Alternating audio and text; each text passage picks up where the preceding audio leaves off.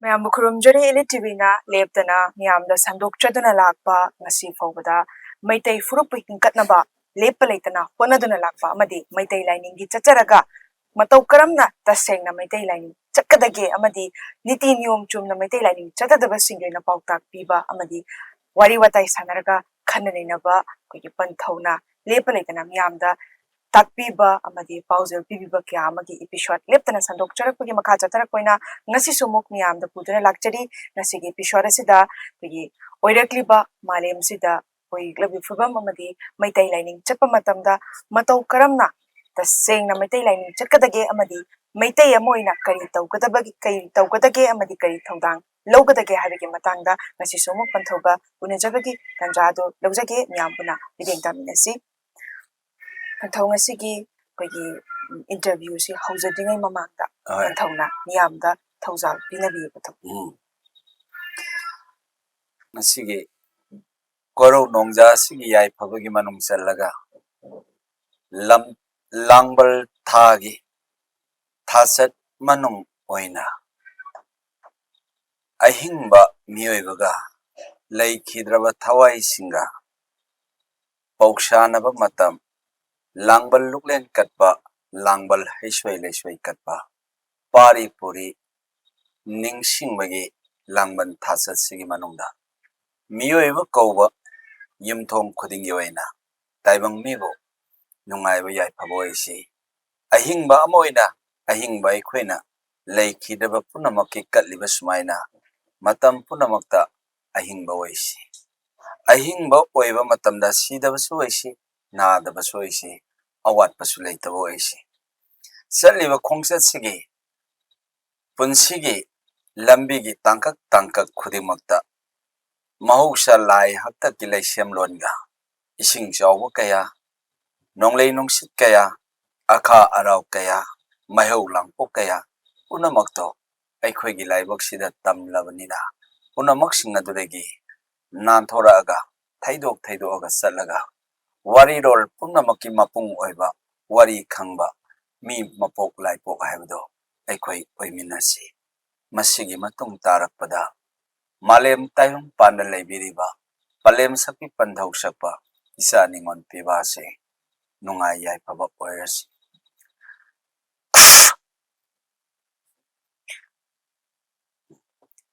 ꯄꯟꯊꯧ ꯑꯩꯈꯣꯏꯅ ꯃꯃꯥꯡꯗꯒꯤ episode ꯈꯨꯗꯤꯡꯃꯛꯇ ꯂꯦꯞꯄ ꯂꯩꯇꯅ ꯆꯠꯊꯖꯔꯛꯄ ꯃꯇꯝꯗ ꯃꯩꯇꯩ ꯑꯃ ꯑꯣꯏꯔꯒꯗꯤ ꯀꯔꯤ ꯊꯧꯗꯥꯡ ꯂꯧꯒꯗꯒꯦ ꯑꯃꯗꯤ ꯃꯩꯇꯩ ꯂꯥꯏꯅꯤꯡ ꯆꯠꯄꯁꯤ ꯃꯇꯧ ꯀꯔꯝꯅ ꯆꯠꯀꯗꯒꯦ ꯍꯥꯏꯕ ꯑꯗꯨ ꯃꯩꯇꯩ ꯂꯥꯏꯅꯤꯡ ꯆꯠꯆꯔꯒꯁꯨ ꯏꯇꯤꯟ ꯇꯤꯟꯁꯤꯟꯅꯕ ꯏꯌꯥꯟꯗ ꯌꯥꯟꯁꯤꯟꯅꯕꯒꯤ ꯃꯑꯣꯡꯗ ꯆꯠꯄꯁꯤꯒꯤ ꯃꯇꯥꯡꯗ ꯄꯟꯊꯧꯅ ꯃꯃꯥꯡꯒꯤ episode ꯑꯩꯈꯣꯏꯒꯤ ꯋꯥꯍꯪ ꯑꯃꯅ ꯄꯥꯎꯈꯨꯝ ꯀꯌꯥꯅꯤ ꯍꯥꯏꯕꯁꯤꯗ ꯃꯌꯦꯛ ꯁꯦꯡꯅ ꯃꯔꯤꯛ ꯆꯨꯝꯅ ꯊꯝꯕꯤꯈ꯭ꯔꯦ ꯑꯗꯨ ꯄꯟꯊꯧ ꯃꯁꯤꯒꯤ ꯑꯩꯈꯣꯏꯒꯤ ꯃꯩꯇꯩ ꯂꯥꯏꯅꯤꯡꯒꯤ ꯃꯇꯥꯡꯁꯤꯗ ꯅꯩꯅꯕꯒꯤ ꯂꯣꯏꯕ ꯅꯥꯏꯔꯔꯣꯏꯗꯕ ꯑꯃ ꯑꯣꯏꯕꯅꯤꯅ ꯑꯩꯈꯣꯏ ꯃꯈꯥ ꯑꯗꯨꯝ ꯃꯩꯇꯩ ꯂꯥꯏꯅꯤꯡꯒꯤ ꯃꯔꯝꯗ ꯍꯤꯔꯝ ꯈꯨꯗꯤꯡꯃꯛꯇ ꯀꯔꯝꯕ ꯃꯇꯝꯗꯒꯤ ꯍꯧꯔꯒ ꯑꯉꯥꯡ ꯄꯤꯛꯂꯤꯉꯩꯗꯒꯤ ꯍꯧꯔꯒ ꯆꯥꯎꯔ ꯐꯥꯎꯕꯗ ꯄꯤꯛꯂꯤꯕ ꯑꯉꯥꯡꯗ ꯑꯩꯈꯣꯏꯅ ꯃꯩꯇꯩ ꯂꯥꯏꯅꯤꯡ ꯆꯠꯄꯁꯤ ꯃꯇꯧ ꯀꯔꯝꯅ ꯇꯝꯕꯤꯒꯗꯒꯦ ꯍꯥꯏꯕꯁꯤꯒꯤ ꯃꯇꯥꯡꯗ ꯑꯩꯈꯣꯏꯒꯤ ꯉꯁꯤꯒꯤꯗꯤ ꯁꯤꯒꯤ ꯃꯇꯥꯡꯗ ꯑꯣꯏꯅ ꯅꯩꯅꯖꯔꯒ ꯃꯁꯤ ꯂꯥꯛꯆꯗ꯭ꯔꯤꯉꯩ ꯃꯃꯥꯡꯗ ꯑꯩꯈꯣꯏ ꯄꯟꯊꯧ ꯍꯧꯖꯤꯛꯀꯤ ꯂꯥꯛꯀꯗꯧꯔꯤꯕ ꯃꯦꯔꯥꯒꯤ ꯅꯣꯡꯃ ꯄꯥꯟꯕꯗꯒꯤ ꯅꯨꯃꯤꯠ 10ꯅꯤ ꯆꯨꯞꯅ ꯍꯔꯥꯎꯒꯗꯕ ꯍꯔꯥꯎꯕꯁꯦ ꯃꯁꯤ ꯀꯔꯤ ꯃꯃꯤꯡ ꯀꯧꯏ ꯑꯗꯨꯒ ꯃꯁꯤ ꯍꯔꯥꯎꯕꯁꯤꯅ ꯑꯩꯈꯣꯏꯗ ꯀꯔꯤ ꯀꯥꯟꯅꯕ ꯄꯤ ꯑꯗꯨꯒ ꯑꯩꯈꯣꯏꯗ ꯀꯔꯤ ꯈꯪꯍꯟꯅꯤꯡꯕ ꯍꯥꯏꯕ ꯇꯥꯔꯦ ꯑꯩꯈꯣꯏꯗ ꯈꯪꯒꯗꯕꯁꯤꯅ ꯀꯔꯤꯅꯣ ꯀꯔꯤ ꯇꯧꯒꯗꯕꯅꯣ ꯍꯥꯏꯕꯗꯨꯒꯤ ꯃꯇꯥꯡꯗ ꯄꯟꯊꯧꯅ ꯃꯌꯦꯛ ꯁꯦꯡꯅ ꯊꯝꯕꯤꯔꯣ ꯃꯦꯔꯥꯒꯤ ꯅꯣꯡꯃ ꯄꯥꯟꯕ ꯍꯥꯏꯕ ꯃꯦꯔꯥ ꯊꯥꯁꯤ ꯂꯥꯏꯒꯤ ꯊꯥꯅꯤ ꯃꯩꯇꯩ ꯑꯩꯈꯣꯏꯒꯤ ꯊꯥꯅꯤ ꯁꯂꯥꯏ ꯇꯔꯦꯠꯀꯤ ꯂꯥꯏꯅꯤꯡꯂꯣꯟꯕꯨ ꯍꯧꯗꯣꯛꯄ ꯊꯥꯅꯤ ꯍꯥꯏꯅ ꯑꯩ ꯁꯤꯃ ꯇꯝꯖꯒꯦ ꯑꯗꯨꯒ ꯋꯥꯔꯝ ꯁꯝꯗꯖꯔꯛꯄ ꯑꯣꯏꯅ ꯀꯣꯂꯣꯏ ꯃꯤꯡꯂꯦꯔ ꯑꯁꯤꯅ ꯄꯟꯊꯧ ꯁꯪꯂꯦꯟ ꯂꯥꯏꯄꯨꯡ ꯍꯂꯥꯎ ꯊꯧꯅꯤ ꯏꯂꯥꯠ ꯍꯥꯏꯔꯤꯕꯁꯤꯒꯤ ꯑꯃꯨꯛ ꯋꯥꯔꯝ ꯇꯤꯟꯁꯤꯟꯖꯔꯛꯄ ꯃꯇꯝꯗ ꯇꯥꯏꯕꯪ ꯃꯄꯨ ꯁꯤꯗꯕꯕꯨ ꯑꯩꯒ ꯇꯥꯏꯕꯪ ꯃꯌꯥꯝꯒ ꯄꯨꯟꯅ ꯅꯤꯡꯃꯤꯟꯅꯒꯅꯤ ꯃꯗꯨꯒ ꯂꯣꯏꯅꯅ ꯑꯩꯕꯨ ꯅꯤꯡꯖꯔꯤꯕ ꯃꯤꯑꯣꯏꯕꯁꯤꯡꯅ ꯑꯩꯅꯗꯤ ꯂꯥꯏ ꯅꯠꯇꯦ ꯑꯗꯨꯕꯨ ꯃꯈꯣꯏꯅ ꯑꯩꯒꯤ ꯂꯥꯏꯁꯪ ꯑꯃ ꯁꯥꯕꯤ ꯁꯅꯥ ꯂꯤꯈꯣꯝ ꯁꯪꯂꯦꯟ ꯁꯪꯒꯥꯏ ꯍꯥꯏꯗꯅ ꯃꯁꯤꯗ ꯑꯩꯕꯨ ꯏꯔꯥꯠꯀꯅꯦꯁꯨ ꯍꯥꯏꯔꯤ ꯑꯗꯨꯒ ꯂꯣꯏꯅꯅ ꯃꯐꯝ ꯑꯗꯨꯒꯤ ꯃꯃꯤꯡꯅ ꯀꯔꯤ ꯀꯧꯒꯦ ꯍꯥꯏꯕ ꯃꯇꯝꯗ ꯂꯤꯋꯥ ꯍꯥꯏ ꯑꯔꯤꯕ ꯋꯥ ꯆꯅꯤꯡ ꯍꯩ ꯄꯨꯛꯅꯤꯡ ꯑꯁꯤ ꯂꯩꯇꯥꯕ ꯃꯐꯝ ꯍꯩ ꯇꯥꯏꯔꯦꯟ ꯃꯈꯣꯡ ꯍꯩ ꯃꯤꯒ ꯂꯥꯏꯒ ꯄꯨꯝꯅꯃꯛ ꯇꯥꯏꯁꯤꯟꯕ ꯉꯝꯕ ꯃꯐꯝ ꯑꯃ ꯇꯥꯏꯕꯪꯁꯤꯡꯅ ꯀꯌꯥꯠ ꯌꯥꯠꯂꯒ ꯊꯝꯃꯤ ꯍꯥꯏꯔꯤꯕ ꯃꯐꯝ ꯑꯁꯤꯗ ꯁꯣꯟꯅꯄꯨꯡ ꯑꯃꯁꯨ ꯂꯩ ꯃꯦꯔꯥꯒꯤ ꯅꯣꯡꯃ ꯄꯥꯟꯕꯗꯒꯤꯅ ꯇꯔꯥꯅꯤ ꯊꯕꯥꯟ ꯐꯥꯎꯕ ꯄꯥꯡꯊꯣꯛꯄꯁꯤꯗ ꯑꯩꯕꯨ ꯏꯔꯥꯠꯀꯅꯤ ꯃꯁꯤꯗꯩꯁꯤꯗ ꯇꯥꯏꯕꯪ ꯃꯈꯣꯏꯅ ꯍꯪꯒꯅꯤ ꯋꯥꯍꯪ ꯀꯌꯥ ꯃꯩꯇꯩꯒꯤ ꯑꯣꯏꯅꯕ ꯑꯩꯅꯁꯨ ꯈꯨꯝꯒꯅꯤ ꯍꯪꯉꯛꯏꯕ ꯋꯥꯍꯪ ꯈꯨꯗꯤꯡꯃꯛ ꯑꯗꯨꯒ ꯂꯣꯏꯅꯅ ꯃꯤꯑꯣꯏꯕꯅ ꯄꯤꯌꯣ ꯍꯥꯏꯔꯛꯀꯅꯤ ꯑꯩꯅꯁꯨ ꯄꯤꯒꯅꯤ ꯁꯤꯗ ꯍꯤꯗꯥꯛ ꯑꯃ ꯄꯤꯒꯅꯤ ꯁꯤꯕꯨ ꯁꯤꯗ꯭ꯔꯕꯗꯤ ꯅꯥꯕꯨ ꯅꯥꯗ꯭ꯔꯗꯤ ꯑꯩ ꯑꯃꯨꯛ ꯀꯟꯕ ꯂꯩꯔꯔꯣꯏ ꯃꯗꯨꯒ ꯑꯃꯨꯛ ꯊꯪꯅꯕꯗ ꯄꯨꯟꯁꯤ ꯆꯦꯡꯖꯦꯜ ꯄꯤꯒꯅꯤ ꯃꯤꯑꯣꯏꯕ ꯍꯥꯏꯁꯤꯅꯗꯤ ꯋꯥꯠꯄꯨ ꯋꯥꯠꯂꯕꯗꯤ ꯃꯤꯑꯣꯏꯕ ꯍꯥꯏꯁꯤ ꯐꯕ ꯉꯝꯗꯦ ꯋꯥꯠꯇ꯭ꯔꯒꯗꯤ ꯑꯐꯕ ꯑꯣꯏꯅꯤ ꯃꯕꯨꯛ ꯊꯟꯅꯕ ꯄꯨꯟꯁꯤ ꯆꯦꯡꯖꯦꯜ ꯄꯤꯒꯅꯤ ꯃꯗꯨꯒ ꯑꯃꯨꯛ ꯃꯤꯑꯣꯏꯕꯒꯤ ꯄꯨꯟꯁꯤꯗ ꯁꯦꯜ ꯍꯥꯏꯕꯁꯤ ꯂꯩꯇꯕ ꯌꯥꯗꯦ ꯃꯤꯑꯣꯏꯕꯅ ꯄꯥꯏꯖꯕ ꯁꯦꯟꯁꯨ ꯂꯩꯔꯝꯒꯅꯤ ꯑꯗꯨꯕꯨ ꯍꯦꯟꯗꯣꯛ ꯊꯣꯏꯗꯣꯛꯅ ꯂꯩꯅꯕꯒꯤꯗꯃꯛ ꯀꯨꯝꯖꯥ 2025 38ꯔꯛ ꯁꯨꯕ ꯄꯟꯊꯧ ꯁꯪꯂꯦꯟ ꯂꯥꯏꯄꯨꯡ ꯍꯂꯥꯎ ꯊꯧꯅꯤ ꯂꯤꯂꯥꯁꯤꯒꯤ ꯁꯦꯟꯀꯣꯛ ꯁꯦꯟꯌꯥꯏ ꯄꯤꯒꯅꯤ ꯃꯗꯨꯒꯤ ꯃꯇꯨꯡ ꯇꯥꯔꯛꯄꯗ ꯃꯥꯂꯦꯝ ꯃꯩꯇꯩ ꯂꯩꯄꯥꯛꯁꯤꯗ ꯄꯟꯊꯧ ꯁꯪꯂꯦꯟ ꯂꯥꯏꯄꯨꯡ ꯍꯂꯥꯎ ꯊꯧꯅꯤ ꯏꯂꯥꯁꯤꯅ ꯃꯩꯇꯩ ꯂꯣꯟ ꯍꯤꯡꯀꯠꯄ ꯉꯝꯒꯅꯤ ꯈꯨꯗꯝ ꯄꯟꯊꯧ ꯍꯥꯏꯔꯤꯕꯁꯤ ꯃꯩꯇꯩꯂꯣꯟꯅꯤ ꯄꯟꯊꯧ ꯁꯪꯂꯦꯟ ꯍꯥꯏꯔꯤꯁꯤ ꯃꯩꯇꯩꯂꯣꯟꯅꯤ ꯂꯥꯏꯄꯨꯡ ꯍꯥꯏꯔꯤꯁꯤ ꯃꯩꯇꯩꯂꯣꯟꯅꯤ ꯕꯨꯡ ꯅꯠꯇꯕ ꯄꯨꯡ ꯂꯥꯏꯄꯨꯡ ꯑꯗꯨꯒ ꯄꯟꯊꯧ ꯁꯪꯂꯦꯟ ꯂꯥꯏꯄꯨꯡ ꯍꯂꯥꯎ ꯍꯣ ꯂꯣꯑꯀꯥꯔ ꯑꯣ ꯍꯂꯥꯎ ꯊꯧꯅꯤ ꯏꯂꯥꯠ ꯏꯔꯥꯠ ꯅꯠꯇꯕ ꯏꯂꯥꯠ ꯍꯥꯏꯔꯤꯕꯁꯤꯅ ꯃꯩꯇꯩꯂꯣꯟ ꯑꯗꯨꯃꯛ ꯍꯤꯡꯒꯠꯄ ꯌꯥꯔꯦ ꯃꯗꯨꯒꯤ ꯃꯇꯨꯡ ꯇꯥꯔꯛꯄꯁꯤꯗ ꯃꯥꯂꯦꯝ ꯃꯩꯇꯩ ꯂꯩꯕꯥꯛꯁꯤꯗ ꯌꯦꯜꯍꯧꯉꯩꯗꯒꯤ ꯂꯩꯔꯕ ꯈꯨꯗꯝ ꯑꯣꯏꯅ ꯍꯥꯏꯔꯕꯗ ꯁꯤꯡꯉꯦ ꯂꯩꯔꯥꯡ ꯀ꯭ꯋꯥꯛꯂꯩ ꯃꯄꯨ ꯂꯩꯅ ꯅꯥꯄꯗ ꯊ꯭ꯔꯦꯠꯇꯕ ꯂꯩ ꯃꯁꯥꯏ ꯀꯣꯟꯗ ꯍꯧꯅ ꯍꯧꯅ ꯁꯤꯡꯊꯥꯅꯗ꯭ꯔꯕ ꯂꯩꯔꯥꯡ ꯆꯍꯤ ꯀꯨꯝꯖꯥ ꯂꯥꯛꯄꯗꯤ ꯃꯄꯣꯛ ꯍꯦꯟꯅ ꯊꯣꯏꯕꯤ ꯂꯩ ꯃꯄꯣꯛ ꯍꯦꯜꯂꯕꯗ ꯃꯦꯔꯥ ꯂꯩꯔꯥꯡ ꯃꯍꯥꯛꯄꯨ ꯌꯥꯎꯗꯕ ꯌꯥꯗꯦ ꯍꯥꯏꯔꯤꯕ ꯀ꯭ꯋꯥꯛꯂꯩ ꯑꯁꯦ ꯑꯩꯅ ꯍꯤꯡꯀꯠꯍꯟꯒꯅꯤ ꯂꯩꯔꯥꯡ ꯀ꯭ꯋꯥꯛꯂꯩ ꯑꯁꯤꯅ ꯀꯠꯄꯨ ꯀꯠꯂꯕꯗꯤ ꯃꯤꯑꯣꯏꯕ ꯈꯨꯗꯤꯡꯃꯛꯀꯤ ꯃꯍꯥꯛꯀꯤ ꯑꯄꯥꯝꯕꯗꯣ ꯃꯅꯤꯡ ꯊꯨꯡꯍꯟꯒꯅꯤ ꯃꯥꯂꯦꯝ ꯂꯩꯃꯥꯏꯗ ꯁꯥꯠꯄ ꯂꯩꯔꯥꯡ ꯅꯠꯇꯦ ꯁꯤꯡꯉꯦ ꯂꯩꯔꯥꯡ ꯀ꯭ꯋꯥꯛꯂꯩꯗꯤ ꯃꯄꯨ ꯈꯪꯕ ꯂꯩ ꯃꯄꯣꯛ ꯈꯪꯕ ꯂꯩ ꯑꯗꯨꯒ ꯂꯣꯏꯅꯅ ꯇꯦꯡꯕꯥꯟ ꯃꯄꯨꯅ ꯁꯥꯌꯣꯜꯂꯛꯄ ꯁꯤꯡꯉꯦ ꯂꯩꯔꯥꯡ ꯀ꯭ꯋꯥꯛꯂꯩ ꯄꯥꯔꯤ ꯀꯣꯛꯊꯣꯟꯅ ꯉꯥꯅ ꯂꯩ ꯄꯟꯊꯧꯒꯤ ꯀꯣꯛꯂꯦꯟ ꯁꯤꯡꯉꯦ ꯂꯩꯔꯥꯡ ꯀ꯭ꯋꯥꯛꯂꯩ ꯀ꯭ꯋꯥꯛꯂꯩ ꯅꯪꯕꯨ ꯀꯠꯄꯗꯤ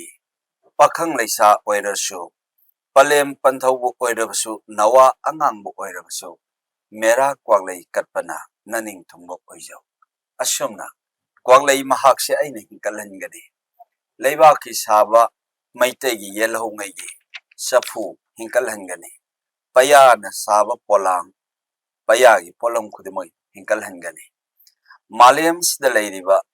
ꯃꯤꯑꯣꯏꯕ ꯑꯩꯈꯣꯏꯅ ꯍꯩꯕꯤ ꯃꯅꯥ ꯁꯤꯡꯖꯨ ꯍꯤꯡꯀꯠꯍꯟꯒꯅꯤ ꯌꯦꯜꯍꯧ ꯆꯤꯟꯖꯥꯛ ꯍꯤꯡꯀꯠꯍꯟꯒꯅꯤ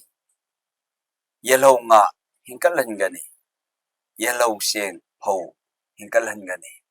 ꯁꯨꯝꯕꯟ ꯌꯥꯡꯀꯣꯛ ꯐꯧꯔꯥ ꯃꯦꯔꯨꯛ ꯆꯦꯟꯖꯥꯃꯣꯛ ꯁꯦꯜꯂꯨꯛ ꯐꯤꯔꯨꯛ ꯐꯤꯉꯥꯔꯨꯛ ꯌꯦꯟꯗꯥꯏ ꯊꯨꯝꯃꯣꯛ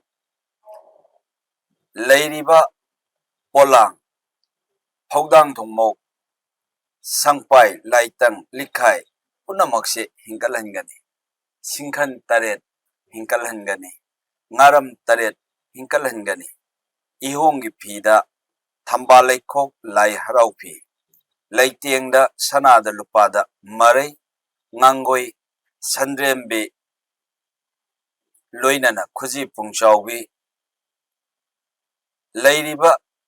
ꯂꯩꯔꯥꯡꯁꯤꯡ ꯂꯩꯔꯥꯡ ꯅꯥꯞꯄꯁꯤꯡ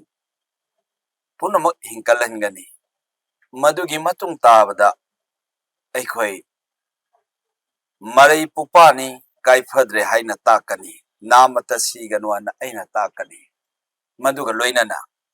ꯁꯟꯗ꯭ꯔꯦꯝꯕꯤ ꯉꯥꯡꯒꯣꯏ ꯄꯔꯦꯡ ꯑꯩꯈꯣꯏꯒꯤ ꯌꯦꯜꯍꯧꯒꯤ ꯂꯩꯇꯦꯡꯅꯤ ꯃꯁꯤ ꯍꯤꯡꯀꯠꯇꯕ ꯌꯥꯗꯦ ꯍꯥꯏꯅ ꯑꯩꯅ ꯍꯤꯡꯀꯠꯍꯟꯒꯅꯤ ꯅꯨꯄꯤ ꯑꯣꯏꯕꯤ ꯄꯂꯦꯝꯁꯤꯡꯅ ꯐꯅꯦꯛ ꯐꯤꯗꯣꯜ ꯆꯤꯡꯈꯠꯄꯤꯌꯨ ꯈꯣꯏ ꯂꯣꯟꯕ ꯈꯣꯏꯒꯤ ꯃꯌꯦꯛ ꯑꯣꯏꯕ ꯐꯅꯦꯛ ꯃꯌꯦꯛ ꯅꯥꯏꯕ ꯊꯝꯕꯥꯜ ꯂꯩꯈꯣꯛ ꯍꯤꯡꯀꯠꯂꯟꯁꯤ ꯁꯦꯠꯄꯤꯌꯨ ꯂꯥꯏ ꯍꯔꯥꯎꯐꯤ ꯏꯜꯍꯧꯁꯤ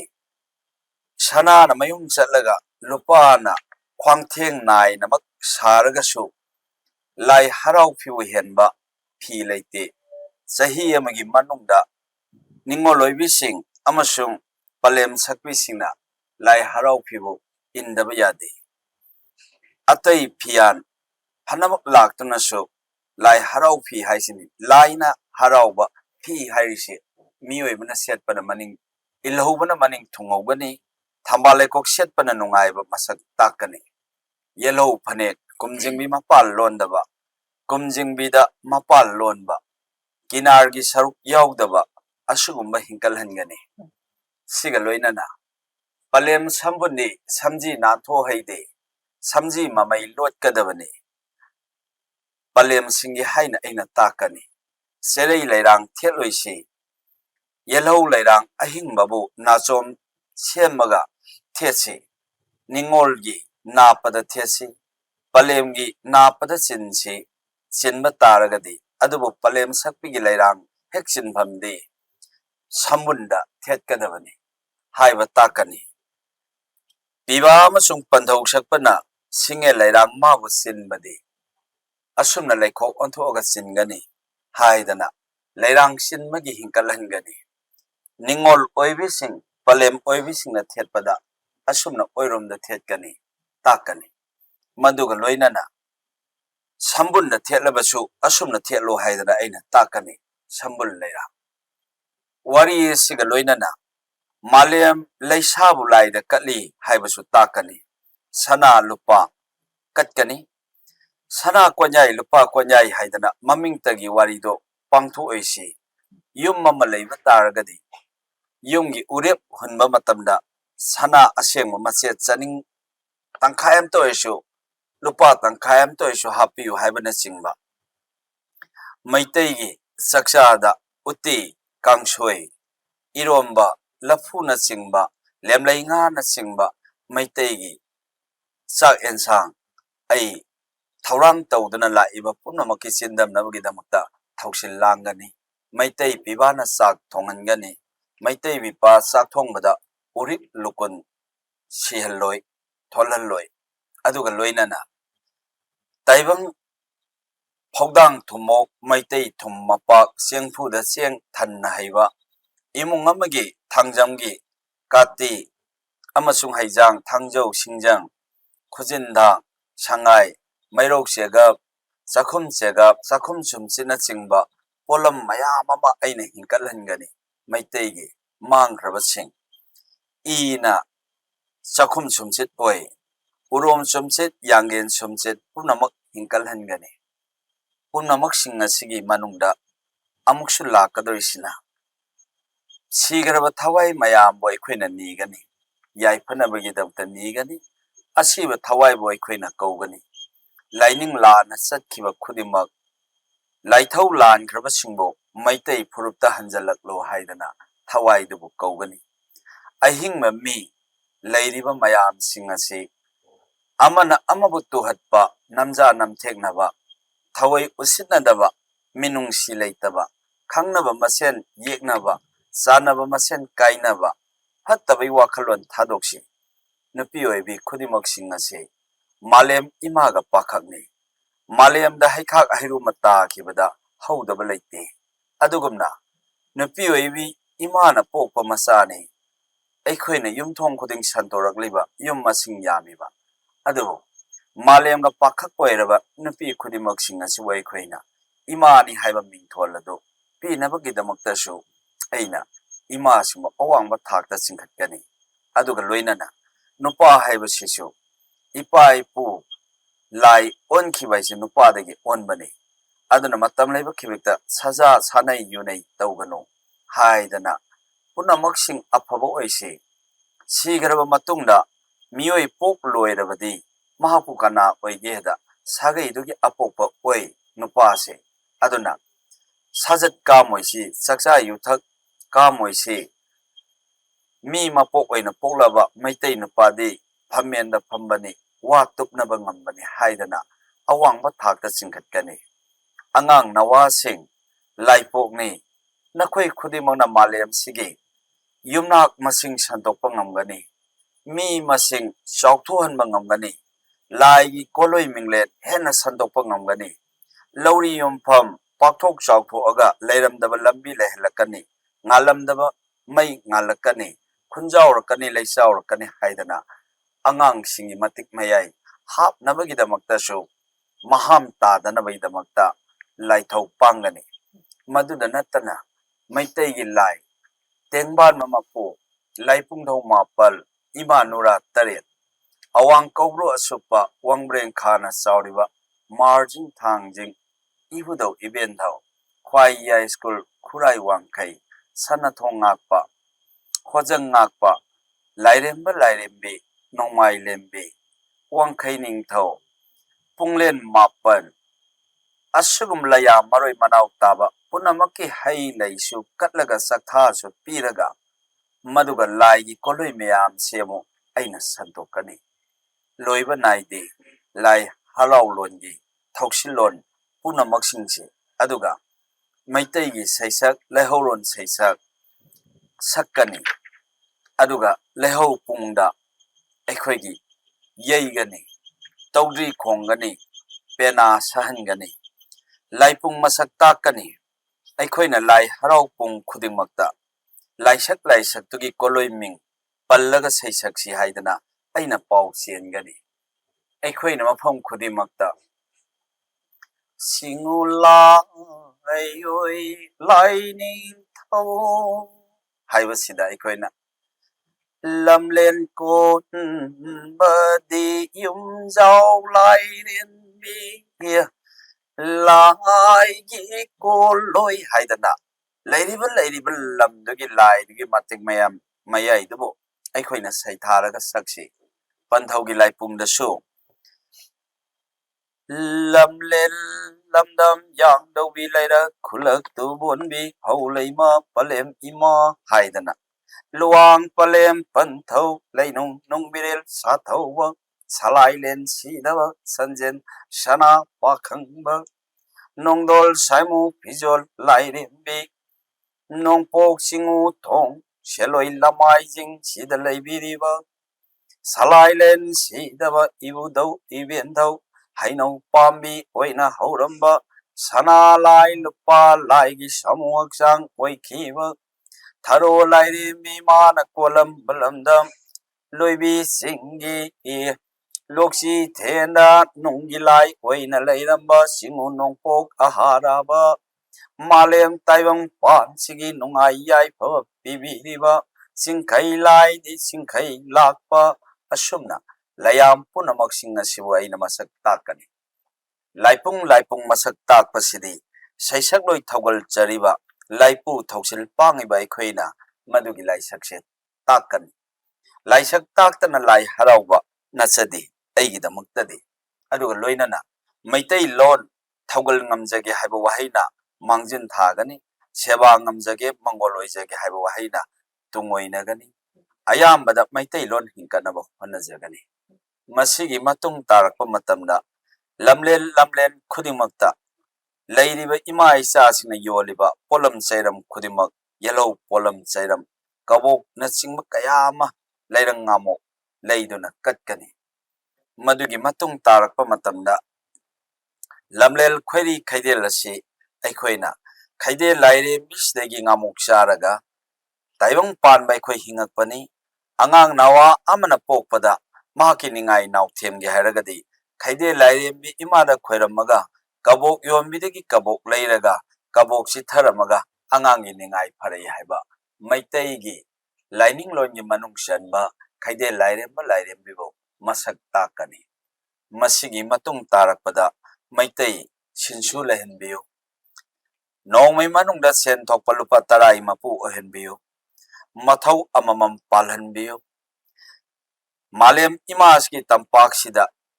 ꯊꯥꯕꯨ ꯊꯥꯖꯤꯜꯂꯕꯗꯤ ꯍꯧꯗꯕ ꯂꯩꯇꯦ ꯍꯥꯏꯗꯅ ꯑꯩꯈꯣꯏ ꯊꯕꯛ ꯁꯨꯁꯤ ꯍꯥꯏꯗꯅ ꯃꯗꯨꯒ ꯂꯣꯏꯅꯅ ꯄꯨꯟꯁꯤ ꯑꯁꯤ ꯀꯩꯅꯣ ꯍꯥꯏꯕꯁꯨ ꯃꯁꯛ ꯇꯥꯛꯀꯅꯤ ꯃꯤꯑꯣꯏꯕꯅ ꯍꯛꯀꯤ ꯋꯥꯔꯤꯔꯣꯜ ꯄꯨꯝꯅꯃꯛ ꯁꯤꯡꯊꯥꯅ ꯍꯧꯕ ꯋꯥꯔꯤꯗꯨꯕꯨ ꯑꯩꯈꯣꯏꯅ ꯄꯨꯟꯁꯤ ꯀꯧꯏ ꯍꯛꯆꯥꯡꯅ ꯁꯤꯒꯁꯨ ꯑꯗꯨꯅ ꯑꯐꯕ ꯂꯝꯕꯤꯗ ꯋꯥꯔꯤ ꯅꯍꯟꯁꯤ ꯍꯥꯏꯕꯅꯆꯤꯡꯕ ꯄꯟꯊꯧꯒꯤ ꯁꯪꯂꯦꯟ ꯂꯥꯏꯄꯨꯡ ꯍꯂꯥꯎ ꯊꯧꯅꯤ ꯏꯂꯥꯁꯤꯗꯗꯤ ꯃꯄꯥꯟ ꯅꯥꯏꯈꯤꯗ꯭ꯔꯦ ꯃꯩꯇꯩ ꯂꯥꯏꯅꯤꯡ ꯍꯤꯡꯀꯠꯅꯕꯒꯤ ꯃꯁꯤꯜꯂꯣꯟꯗ ꯑꯗꯨꯒ ꯂꯣꯏꯅꯅ ꯃꯩꯇꯩ ꯂꯥꯏꯅꯤꯡꯒꯤ ꯆꯩꯉꯥꯛ ꯂꯣ ꯑꯃꯈꯛꯇꯪꯗꯤ ꯂꯩꯉꯥꯛ ꯃꯄꯨꯅ ꯂꯩꯍꯟꯕꯤꯌꯨ ꯃꯩꯇꯩ ꯑꯣꯏꯕ ꯑꯩꯈꯣꯏ ꯑꯁꯤ ꯏꯁꯤꯡꯒꯤ ꯃꯊꯛꯇ ꯇꯥꯕ ꯀꯪꯀꯨꯞ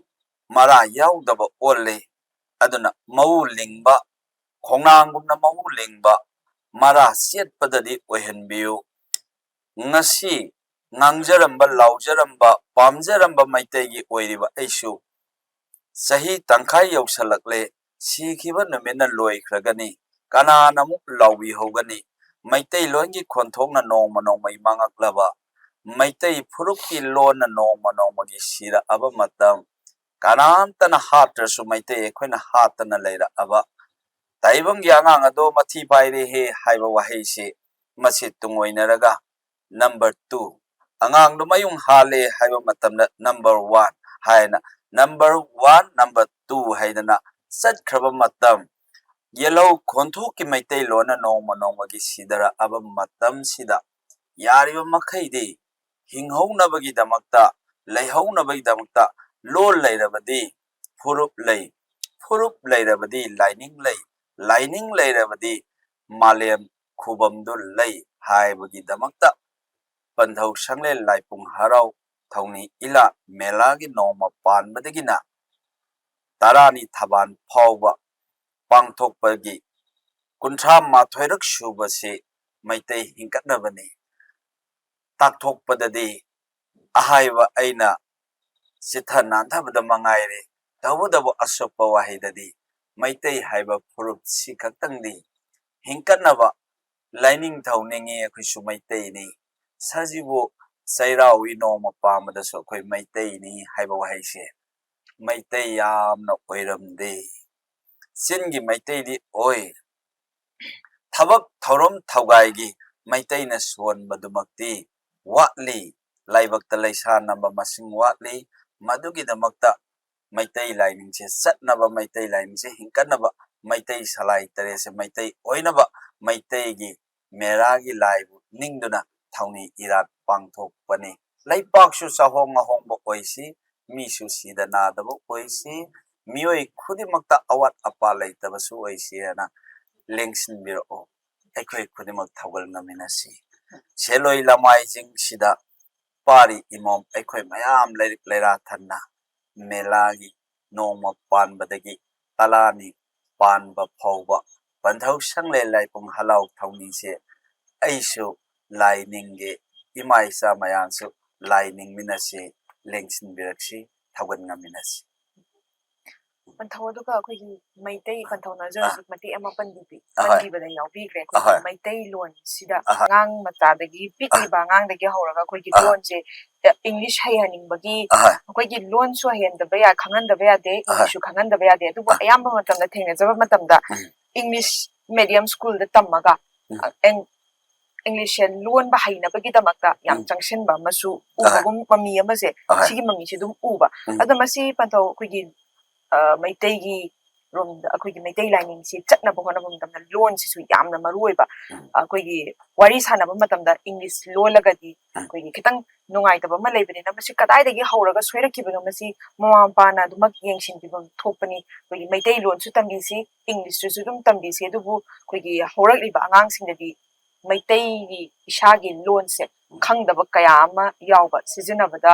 ꯏꯌꯥꯟꯗ ꯌꯥꯟꯁꯤꯟꯅꯔꯒ ꯑꯗꯨꯝ ꯉꯥꯡꯕ ꯎꯕꯅꯤꯅ ꯃꯁꯤꯒꯤ ꯍꯧꯔꯛꯏꯕꯁꯦ ꯀꯔꯤꯗꯒꯤ ꯍꯧꯔꯛꯀꯅꯤ ꯑꯗꯨꯒ ꯑꯩꯈꯣꯏꯅ ꯃꯇꯧ ꯀꯔꯝꯅ ꯁꯦꯝꯗꯣꯛꯀꯅꯤ ꯍꯥꯏꯕꯁꯤꯅꯤ ꯑꯗꯨꯕꯨ ꯍꯧꯖꯤꯛꯁꯦ ꯑꯩꯈꯣꯏꯒꯤ ꯃꯩꯇꯩ ꯂꯥꯏꯅꯤꯡ ꯆꯠꯄꯁꯦ ꯊꯦꯡꯂꯕꯁꯨ ꯊꯦꯡꯅ ꯍꯧꯖꯤꯛ ꯑꯌꯥꯝꯕ ꯃꯤꯑꯣꯏꯁꯤꯡꯒꯤ ꯃꯩꯇꯩ ꯂꯥꯏꯅꯤꯡ ꯔꯣꯝꯗ ꯆꯠꯄꯒꯤ ꯃꯃꯤꯗꯤ ꯑꯗꯨꯝꯗꯤ ꯇꯥꯏ ꯑꯗꯨꯕꯨ ꯑꯌꯥꯝꯕ ꯃꯇꯝꯗ ꯆꯤꯟꯗ ꯈꯛꯇꯪ ꯆꯠꯄ ꯑꯣꯏꯅ ꯎꯖꯕꯅꯤꯅ ꯃꯁꯤꯁꯨ ꯍꯣꯡꯗꯣꯛꯄ ꯑꯃꯁꯨ ꯗꯔꯀꯥꯔ ꯇꯥꯏ ꯑꯗꯨꯒ ꯑꯩꯈꯣꯏꯒꯤ ꯄꯤꯛꯂꯤꯕ ꯑꯉꯥꯡꯗꯒꯤ ꯍꯧꯔꯒ ꯑꯩꯈꯣꯏꯅ ꯃꯁꯤ ꯀꯃꯥꯏꯅ ꯇꯧꯔꯒ ꯁꯦꯝꯗꯣꯛꯍꯧꯁꯤꯒꯦ ꯍꯥꯏꯕꯁꯦ ꯄꯟꯊꯧ ꯀꯃꯥꯏꯅ ꯊꯝꯕꯤꯅꯤ? ꯃꯩꯇꯩꯒꯤ ꯐꯨꯔꯨꯞ ꯏꯌꯦꯛꯆꯥ ꯄꯨꯝꯅꯃꯛꯅ ꯑꯩꯈꯣꯏꯅ ꯋꯥꯍꯩ ꯑꯃ ꯍꯥꯏꯕꯁꯤ ꯃꯁꯤ ꯋꯥꯔꯧꯕꯤꯒꯅꯨ ꯑꯗꯨꯒ ꯂꯣꯏꯅꯅ ꯃꯤꯌꯥꯝꯗ ꯍꯥꯏꯖꯔꯛꯀꯗꯧꯕ ꯋꯥꯔꯤꯅꯤꯅ ꯃꯤꯌꯥꯝ ꯄꯨꯝꯅꯃꯛꯀꯤ ꯃꯔꯛꯇꯒꯤ ꯑꯩꯅ ꯌꯥꯝ ꯈꯪꯉꯤ ꯍꯥꯏꯕꯒꯤ ꯃꯀꯣꯛꯇꯁꯨ ꯊꯝꯕꯤꯒꯅꯨ ꯑꯗꯨꯒ ꯍꯪꯉꯛꯑꯕ ꯋꯥꯍꯪꯁꯤꯒꯤ ꯄꯥꯎꯈꯨꯝꯗꯤ ꯄꯤꯗꯕ ꯌꯥꯗꯕꯅꯤꯅ ꯑꯩꯈꯣꯏꯁꯤ ꯇꯁꯦꯡꯅ ꯂꯣꯟ ꯈꯨꯗꯤꯡꯃꯛꯁꯦ ꯍꯩꯔꯒ ꯐꯖꯅ ꯂꯣꯟꯕꯁꯦ ꯏꯌꯥꯎ ꯌꯥꯎꯗꯦ ꯃꯩꯇꯩꯗ ꯏꯪꯂꯤꯁꯄꯨ ꯂꯣꯜꯂꯕꯁꯨ ꯃꯥꯒꯤ ꯋꯥꯍꯩꯒꯤ ꯈꯣꯟꯊꯣꯛꯇꯣ khara phajai phajai chale hindi lolaga su wahi se phaina khaji khaji chale aduna maitai lon haibasima aikhoi lon da suya yadi maitai macha ma oina maitai lon sina mayek sibu yam phajana lon ba ngamlaba ibungo ibemado lon khudmak lon ba da mahak sumna lon nani aduna aikhoi na ngasi mangthar ibasi maitai aikhoi si maitai aikhoi na aikhoi sibu sak takcha basida aikhoi si yamna saukhattana yam handana amaka ubama isa isa da loinari masigi loinari ba phatraba masigi mahikse aikhoi na lokthokna ba phanasi malem maitai leibak ta leiriba maitai phurup aikhoi asi aikhoi kaktane maitai si leirisi aduga aikhoina lapthok agasu maitai haiba phurup side aikhoina malemgi mafam khudimakta amada paklai leiba nataba maitai gi horokpham side maitai leibakta gi adum oi maitai gi phurup side aikhoi adum oi kana gumbimta da oidaba yam tangba naitom leiba maitai haiba aikhoi si yariba makhai palem oibi singnasu panthau oibi singnasu angang kaisu khangdabado aikhoina lusamda pairaga joy hayu haidana makhori da namme ahlaman singna adudagi adum soiba howre maramdi joy haidura jai haidoira madu londo khangde aduga loinana angangna hak thi law khanbada jiba krishna punchiyu hay aduna jibara jibala wakhanse akoi khangde adumai tawdana aikhoina angang sida aran bahaibase ahingba mama mapa oiba aikhoina khaji lonje thaido ga angang apikpasingda takpi tambiba adana leiriba mama oiba mapa oibasina maitai sibu tasemak oiragadi maitai gi lon chumni mama oiba mapa oibasina singi maitai oiragadi isu isa khudimakto lon chukchum chummoi adana maitai lon ngangba soi hairoi adana matam laiba khibikta aikhoigi mama mapa gi thakta leigraba mayamba makhura mandongi thakta leigrabadi aikhoina maitai oiba taragadi aikhoi isu isada maitai ron tammi base yamna laina thokani maitai aikhoidi maitai lol aikhoina londana kanana ngangani maitai lon sine hek sigibada maitai sire maitai sibadagi maitai lebak si sire aduna yariba makhai lon khudimakti loi khangbiyo khangdaba yadi lol habsidi lambi satpegi saisuni amamba lambi gi mairani lol habsidi aduna maitai lon yamna phajana khangsi adana maitai lon khangagadi lon khudimakta loina thaksi thawai yauna lon mangamganena ai asumna haijage lon khudimak ikai khumna jai ꯄꯟꯊꯧꯅꯁꯨ ꯌꯥꯝꯅ ꯃꯌꯦꯛ ꯁꯦꯡꯅ ꯊꯝꯕꯤꯈ꯭ꯔꯦ ꯑꯗꯣ ꯄꯟꯊꯧ ꯑꯩꯈꯣꯏꯅ ꯃꯁꯤꯒꯤ ꯑꯉꯥꯡ ꯑꯃ ꯍꯦꯛ ꯄꯣꯛꯄꯗꯒꯤ ꯍꯧꯔꯒ ꯁꯣꯏꯕ ꯍꯥꯏꯕꯁꯦ ꯑꯩꯈꯣꯏꯒꯤ ꯂꯥꯏꯅꯤꯡ ꯂꯝꯕꯤꯗ ꯁꯣꯏꯔꯛꯄ ꯍꯥꯏꯁꯦ ꯑꯩꯈꯣꯏ ꯄꯟꯊꯧꯅ ꯃꯃꯥꯡꯗꯁꯨ ꯑꯩꯈꯣꯏ ꯇꯥꯛꯄꯤꯕꯗ ꯑꯩꯈꯣꯏ ꯈꯔꯁꯨ ꯈꯪꯖꯈ꯭ꯔꯦ ꯑꯗꯨꯕꯨ ꯍꯦꯟꯅ ꯃꯌꯦꯛ ꯁꯦꯡꯅ ꯃꯤꯌꯥꯝꯗꯁꯨ ꯈꯪꯍꯟꯅꯕ ꯑꯩꯈꯣꯏꯒꯤ ꯁ꯭ꯋꯦꯁꯇꯤ ꯄꯨꯖꯥ ꯍꯥꯏꯅ ꯍꯥꯏꯕꯗ ꯑꯩꯈꯣꯏꯒꯤ ꯀꯠꯂꯤꯕ ꯊꯧꯅꯤ ꯊꯧꯔꯝꯒꯤ ꯁꯣꯜꯂꯤꯕ ꯂꯥꯏꯅꯤꯡꯁꯦ ꯃꯁꯤꯗꯒꯤ ꯑꯗꯨꯝ ꯁꯣꯏꯕ ꯍꯧꯔꯕꯅꯤꯅ ꯃꯁꯤ ꯀꯃꯥꯏꯅ ꯇꯧꯔꯒ ꯑꯩꯈꯣꯏ ꯁꯦꯝꯗꯣꯛꯁꯤꯒꯦ ꯑꯩꯈꯣꯏ ꯈꯪꯅꯤꯡꯉꯒꯁꯨ ꯈꯪꯗꯕ ꯀꯌꯥ ꯑꯃ ꯂꯩꯕꯅꯤ나 ꯑꯩꯈꯣꯏꯒꯤ ꯃꯤꯌꯥꯝꯗ ꯍꯦꯟꯅ ꯈꯪꯍꯟꯅꯕꯒꯤꯗꯃꯛꯇ ꯃꯁꯤ ꯀꯃꯥꯏꯅ ꯌꯥꯝꯅ ꯁꯥꯡꯗꯣꯛꯅ ꯄꯟꯊꯧꯅ ꯃꯌꯦꯛ ꯁꯦꯡꯅ ꯊꯝꯕꯤꯔꯕ ꯄꯟꯊꯧ ꯄꯣꯛꯑꯒ ꯁꯦꯝꯕꯁꯤ ꯑꯩꯈꯣꯏꯅ ꯃꯍꯥꯗꯒꯤ ꯂꯧꯕ ꯀꯧꯏ ꯑꯉꯥꯡꯁꯤ ꯑꯩꯈꯣꯏꯅ ꯄꯥꯈꯪ ꯂꯩꯁꯥꯕꯤ ꯑꯅꯤꯁꯤ ꯃꯈꯣꯏ ꯑꯅꯤ ꯅꯨꯡꯁꯤꯒꯤ ꯑꯩꯈꯣꯏꯒꯤ ꯂꯝꯕꯤꯁꯤꯗ ꯋꯥꯔꯤ ꯋꯥꯇꯥꯏ ꯁꯥꯟꯅꯗꯅ ꯊꯃꯣꯏ ꯊꯃꯣꯏ ꯇꯤꯟꯅꯈꯤꯕ ꯇꯥꯔꯒꯗꯤ ꯇꯨꯡꯂꯝꯆꯠꯀꯤ ꯋꯥꯔꯤꯐꯥꯎꯗ ꯑꯩꯈꯣꯏ ꯑꯗꯨꯝ ꯁꯥꯕꯤꯕ ꯌꯥꯔꯦ ꯃꯔꯝꯗꯤ ꯁꯥꯗꯕꯁꯨ ꯌꯥꯗꯕ ꯀꯔꯤꯒꯤꯅꯣ ꯌꯨꯝ ꯄꯥꯜꯂꯤꯁꯦ ꯍꯥꯏꯕꯗ ꯃꯃꯥ ꯑꯣꯏꯅꯕꯅꯤ ꯃꯄꯥ ꯑꯣꯏꯅꯕꯅꯤ ꯑꯗꯨꯒ ꯂꯣꯏꯅꯅ ꯌꯨꯝ ꯄꯥꯜꯂꯒ ꯏꯆꯥ ꯄꯣꯛꯇꯕ ꯍꯥꯏꯕꯁꯤ ꯅꯨꯄꯥꯗꯨꯁꯨ ꯅꯨꯄꯤꯗꯨꯁꯨ ꯌꯥꯝꯅ ꯑꯋꯥꯕ ꯃꯗꯨ ꯊꯦꯡꯈꯥꯡ ꯑꯃꯒꯤ ꯆꯩꯅꯥꯅꯤ ꯑꯗꯨꯅ ꯅꯤꯡꯉꯣꯜ ꯑꯣꯏꯔꯤꯉꯩ ꯄꯥꯈꯪ ꯑꯣꯏꯔꯤꯉꯩ ꯌꯥꯋꯥ ꯋꯥꯔꯤ ꯋꯥꯇꯥꯏ ꯄꯥꯎꯁꯥꯟꯅꯕ ꯃꯇꯝꯗ ꯇꯨꯡꯒꯤ ꯋꯥꯔꯝ ꯑꯩꯈꯣꯏ ꯈꯪꯁꯤ ꯑꯗꯨꯅ ꯉꯁꯥꯏ ꯌꯨꯝ ꯄꯥꯜꯂꯦ ꯍꯥꯏꯔꯒ ꯏꯆꯥ ꯂꯩꯇꯕꯁꯨ ꯌꯥꯔꯣꯏ ꯏꯁꯨ ꯂꯩꯇꯕꯁꯨ ꯌꯥꯔꯣꯏ ꯏꯃꯨꯡ ꯑꯃꯒꯤ ꯃꯄꯨ ꯑꯣꯏꯗꯕꯁꯨ ꯌꯥꯔꯣꯏ ꯑꯗꯨꯅ ꯑꯩꯈꯣꯏꯅ ꯇꯧꯒꯗꯕ ꯊꯕꯛꯁꯦ ꯍꯥꯏꯗꯅ ꯇꯨꯡꯒꯤ ꯋꯥꯔꯣꯜꯁꯤ ꯄꯥꯈꯪ ꯂꯩꯁꯥ ꯅꯨꯡꯁꯤ ꯅꯨꯡꯉꯣꯟꯗ ꯈꯣꯡꯗꯥꯕꯗ ꯇꯨꯡꯂꯝꯆꯠꯀꯤ ꯋꯥꯔꯤꯁꯨ ꯈꯔ ꯌꯥꯎꯍꯟꯅꯤꯡꯉꯤ ꯃꯗꯨꯒꯤ ꯌꯥꯎꯔꯛꯄꯗꯨꯅ ꯀꯩ ꯂꯥꯛꯀꯗꯣꯏꯅꯣ ꯍꯥꯏꯔꯛꯄ ꯃꯇꯝꯗ ꯌꯨꯝ ꯄꯥꯟꯗ꯭ꯔꯤꯉꯩ ꯃꯇꯝꯗ ꯍꯩꯔꯥꯡ ꯂꯣꯟꯖꯥ ꯆꯥꯕ ꯌꯥꯗꯦ ꯂꯩꯔꯥꯡ ꯂꯣꯟꯆꯤꯟ ꯆꯤꯟꯕ ꯌꯥꯗꯦ ꯍꯥꯏꯕ ꯋꯥꯔꯤꯁꯤ ꯄꯥꯈꯪ ꯂꯩꯁꯥ ꯑꯅꯤꯅ ꯈꯪꯕ ꯃꯊꯧ ꯇꯥꯏ ꯃꯔꯝꯗꯤ ꯅꯍꯥꯛꯀꯤ ꯑꯄꯥꯝꯕ ꯑꯩꯒꯤ ꯑꯄꯥꯝꯕ ꯍꯥꯏꯕꯗꯣ ꯃꯐꯝ ꯃꯇꯝ ꯆꯥꯗꯅ ꯄꯤꯕ ꯌꯥꯗꯦ ꯍꯥꯏꯕ ꯋꯥꯔꯤꯁꯤ ꯁꯤꯗꯩ ꯑꯗꯨꯝ ꯍꯧꯔꯛꯑꯅꯤ ꯇꯞꯅ ꯇꯞꯅ ꯑꯗꯨꯒ ꯂꯣꯏꯅꯅ ꯌꯨꯝ ꯄꯥꯜꯂꯕ ꯃꯇꯨꯡꯗ ꯌꯥꯝ ꯅꯨꯡꯁꯤꯅꯅ ꯌꯨꯝ ꯄꯥꯟꯕ ꯃꯇꯝꯁꯤꯗ ꯄꯥꯈꯪ ꯑꯣꯏꯔꯝꯕꯗꯨꯅ ꯃꯌꯨꯝ ꯄꯥꯜꯂꯕ ꯅꯤꯡꯉꯣꯜ ꯑꯣꯏꯗꯨꯅ ꯃꯄꯨꯔꯣꯏꯕꯗꯨꯒꯤ ꯃꯔꯨꯝ ꯊꯨꯞꯄꯕꯗ ꯂꯥꯏꯅꯤꯡꯊꯧ ꯂꯩꯃꯔꯦꯟ ꯈꯣꯏꯔꯝꯕꯗ ꯑꯄꯣꯛꯄ ꯑꯄꯣꯛꯄꯤ ꯈꯣꯏꯔꯝꯕꯗ ꯂꯝꯒꯤ ꯂꯥꯏ ꯈꯣꯏꯔꯝꯃꯒ ꯂꯥꯛꯄ ꯃꯇꯝꯗ ꯏꯄꯨ ꯏꯅꯥꯏ ꯑꯅꯤ ꯅꯨꯡꯁꯤ ꯆꯥꯟꯅꯅ ꯂꯩꯃꯤꯟꯅꯖꯒꯦ ꯁꯦꯟꯅ ꯈꯥꯏꯅꯍꯟꯕꯤꯒꯅꯨ ꯌꯨꯝꯂꯤꯡ ꯈꯨꯜꯂꯤꯡꯕ ꯉꯝꯖꯒꯦ ꯑꯍꯜ ꯂꯃꯟꯒꯤ ꯃꯈꯥꯗ ꯂꯩꯕ ꯉꯝꯖꯒꯦ ꯑꯗꯨꯒ ꯏꯆꯥ ꯄꯣꯛꯂꯛꯄ ꯃꯇꯝꯗ ꯏꯆꯥ ꯅꯨꯄꯥ ꯅꯨꯄꯤ ꯄꯣꯛꯇꯨꯅ ꯂꯩꯔꯤꯛ ꯂꯩꯔꯥ ꯊꯟꯗꯨꯅ ꯅꯨꯡꯉꯥꯏꯅ ꯌꯥꯏꯐꯅ ꯄꯥꯟꯕ ꯏꯆꯥ ꯁꯣꯏꯅꯥꯏ ꯇꯨꯅꯥꯏꯗꯕ ꯄꯤꯕꯤꯌꯨꯀꯣ ꯍꯥꯏꯕ ꯋꯥꯔꯤꯁꯦ ꯂꯥꯏꯊꯧꯒꯤ ꯃꯅꯨꯡꯗ ꯑꯗꯨꯝ ꯆꯟꯕ ꯌꯥꯔꯤ ꯁꯤꯒꯤ ꯃꯇꯨꯡ ꯇꯥꯔꯛꯄ ꯃꯇꯝꯗ ꯄꯣꯛꯇ꯭ꯔꯤꯉꯩꯗꯒꯤ ꯑꯩꯒꯤ ꯀꯣꯛꯁꯤꯗ ꯑꯗꯨꯒ ꯑꯩꯒꯤ ꯄꯨꯛꯅꯤꯡꯁꯤꯗ ꯂꯩꯕ ꯄꯨꯛꯅꯤꯡꯒ ꯀꯣꯛꯀ ꯋꯥꯈꯜꯒ ꯃꯗꯨꯅ ꯄꯥꯡꯊꯣꯔꯛꯀꯗꯣꯏꯕ ꯏꯆꯥ ꯂꯩꯔꯛꯀꯗꯧꯔꯕꯅꯤꯅ ꯍꯥꯏꯔꯤꯕ ꯄꯨꯛꯅꯤꯡ ꯋꯥꯈꯜ ꯑꯗꯨꯒ ꯉꯁꯥꯏꯒꯤ ꯑꯩꯒꯤ ꯏꯗꯣ ꯑꯐꯕ ꯂꯥꯛꯀꯅꯤ ꯍꯥꯏꯕ ꯃꯗꯨꯒꯤ ꯃꯇꯨꯡ ꯇꯥꯔꯕ ꯃꯇꯝꯗ ꯏ ꯍꯥꯏꯅ ꯂꯥꯛꯀꯗꯣꯏꯁꯦ ꯑꯩ ꯋꯥꯈꯜꯒ ꯄꯨꯛꯅꯤꯡꯒꯅ ꯄꯨꯟꯁꯜꯂꯒ ꯂꯥꯛꯀꯗꯣꯏꯅꯤ ꯃꯗꯨꯗꯒꯤ ꯑꯐꯕ ꯋꯥꯈꯜꯅ ꯍꯩꯔꯨ ꯍꯨꯟꯕ ꯏ ꯇꯥꯔꯛꯄꯗꯨꯗꯤ ꯑꯐꯕ ꯃꯆꯥ ꯐꯪꯉꯤ ꯑꯗꯨꯒ ꯑꯉꯥꯡꯁꯤꯅ ꯃꯤꯔꯣꯜꯈ꯭ꯔꯕ ꯃꯇꯝꯗ ꯑꯩꯈꯣꯏꯅ ꯑꯃꯨꯛ ꯍꯥꯏꯒꯗꯕꯁꯤꯅ ꯃꯄꯥ ꯑꯣꯏꯕꯅꯁꯨ ꯃꯅꯥꯏꯅꯕꯤꯗꯨꯗ ꯌꯥꯝ ꯅꯨꯡꯁꯤꯅ ꯂꯨꯅ ꯇꯧꯕꯤꯕ ꯅꯪ ꯀꯩ ꯆꯥꯔꯦ ꯀꯩ ꯊꯛꯑꯦ ꯍꯥꯏꯕ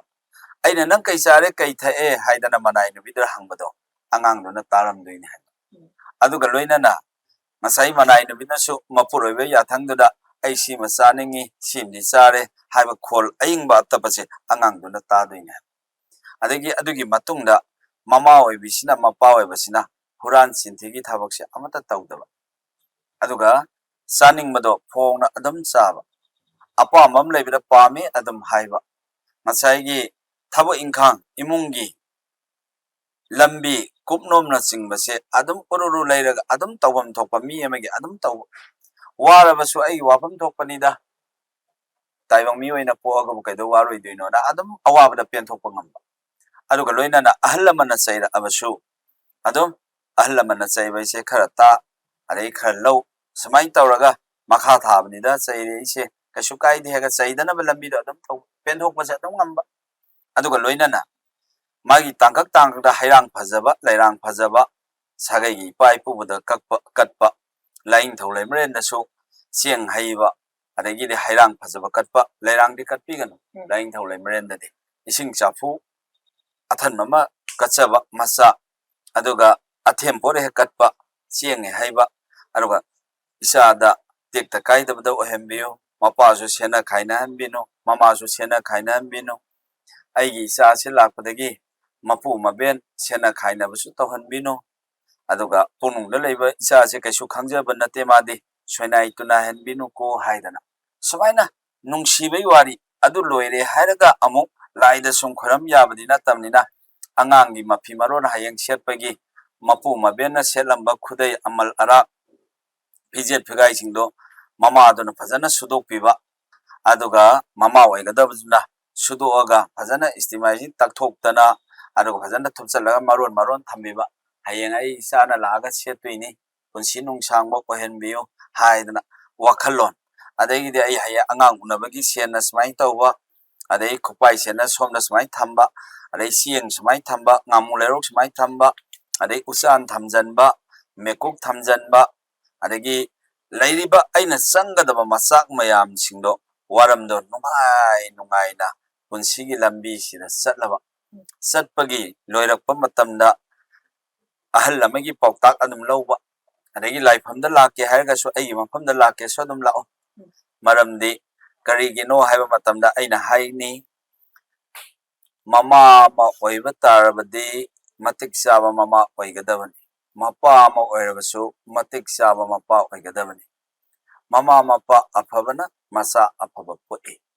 masa afabana yumban kaiba lakpada afaba yumbal le wahi afabana adum lei fatabana fatana adum lei adubu sembi sabi bai matungina afaba oiba yai haidana laining chumna chatpa ahalla manungsiba mina nakha thaba nungsiba angam mateng pangba mi pijabada phajaba pijaba laida katpada phajaba katpa araiba kharadu yenaga chaminaba punsi sida sumak pumaktrabadi angangdo adumak phagani mama mapaduna posu pona lairi hairsu haina minungsi leitaba laining lambi kauraba fijet figai kamadi angangduna matawdo loi tamaga takpibana khaitang haidokpana mayamna haidana asai mama mapadagi matung ille mama pagi matawduni apikpa ngang aduna loina khangaga hayeng taibang phaurakadisi aduna matam laiba khibikta mama mapadi laiga masak oina yamna afaba oihenningi ana sumna pigi ye Sresti Puja maming se hatolaga leira hairam leiram da bukat bu oiro soliba laishon sidagi dum soiba horobanina koi masi kamai taraga semdokani aduga matau karamna onthokpa yabage habadu Sresti Puja haiba wahaido maite akhoi gi puktok to aba aduga ngasai hainarurabani khangurabani matau sutam tambidraba angangi pokpanami thabandudang isalaga thambiraba pungphamne pokpagi thabane numitne mai kumjadune aduga ngasai chaisatune isalaga adum thambiraba angangdu he pokpaga maming thonbiraba masima loyaga ipan thaba haibasima adum oiraba mapana laing thaule mare na masagi yaifanaba adum khoiramba aruga khoiri phumbadasu nupa poagana makha phamelomda doini nupi poagana awanglomda phumdoini korigi safuda phumbidaba leibaki safuda phumbiba aruga masaigi tawbasi haujikti sisu kadang kanana bai haijaramge angang poaga khoiri phumbam leitre yana khayangunse lam leite hana asta tawsambada aduna yariba makhaidi khudumamdi thabiram makha phamelomda aduga ngasai komama hailei thajalaga thambiyo laipa oina hayeng tauna danaba adung ngasai awanglomda su aduga chap manana ala khoiri phumba matamda sagai gi maru asangbo oyo yumnak sagai kanba ngamba oyo ahlaman bu nuksiba ngamba oyo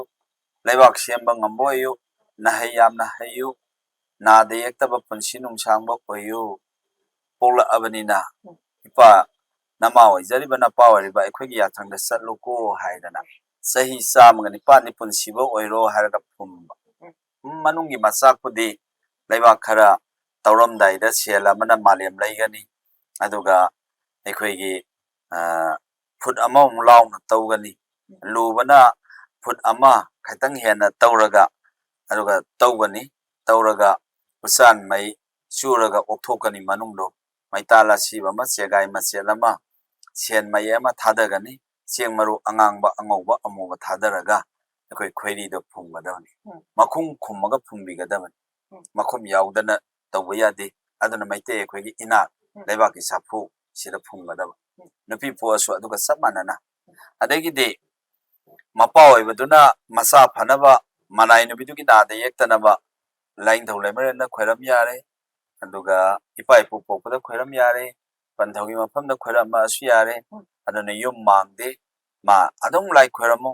ꯑꯗꯒꯤ ꯆꯥꯕꯣꯛꯏꯕ ꯃꯃꯥ ꯑꯣꯏꯕꯤꯗꯨꯅꯁꯨ ꯑꯗꯨꯝ ꯀꯨꯝꯊꯕ ꯉꯝꯗꯕ ꯈꯣꯠꯇꯕ ꯑꯗꯩ operation ꯇꯧꯔꯁꯨ ꯑꯗꯨꯅ ꯉꯁꯥꯏꯒꯤ operation ꯇꯧꯗ꯭ꯔꯁꯨ ꯐꯃꯨꯡꯗꯒꯤ ꯃꯥ ꯑꯗꯨꯝ ꯈꯣꯏꯔꯝꯃꯛꯑꯣ ꯑꯩꯒꯤ ꯏꯆꯥꯁꯦ ꯁꯥꯒꯩ ꯑꯁꯤꯕꯨ ꯃꯤꯡꯆꯠ ꯂꯩꯍꯟꯕ ꯉꯝꯕ ꯃꯇꯤꯛ ꯆꯥꯕ ꯃꯤ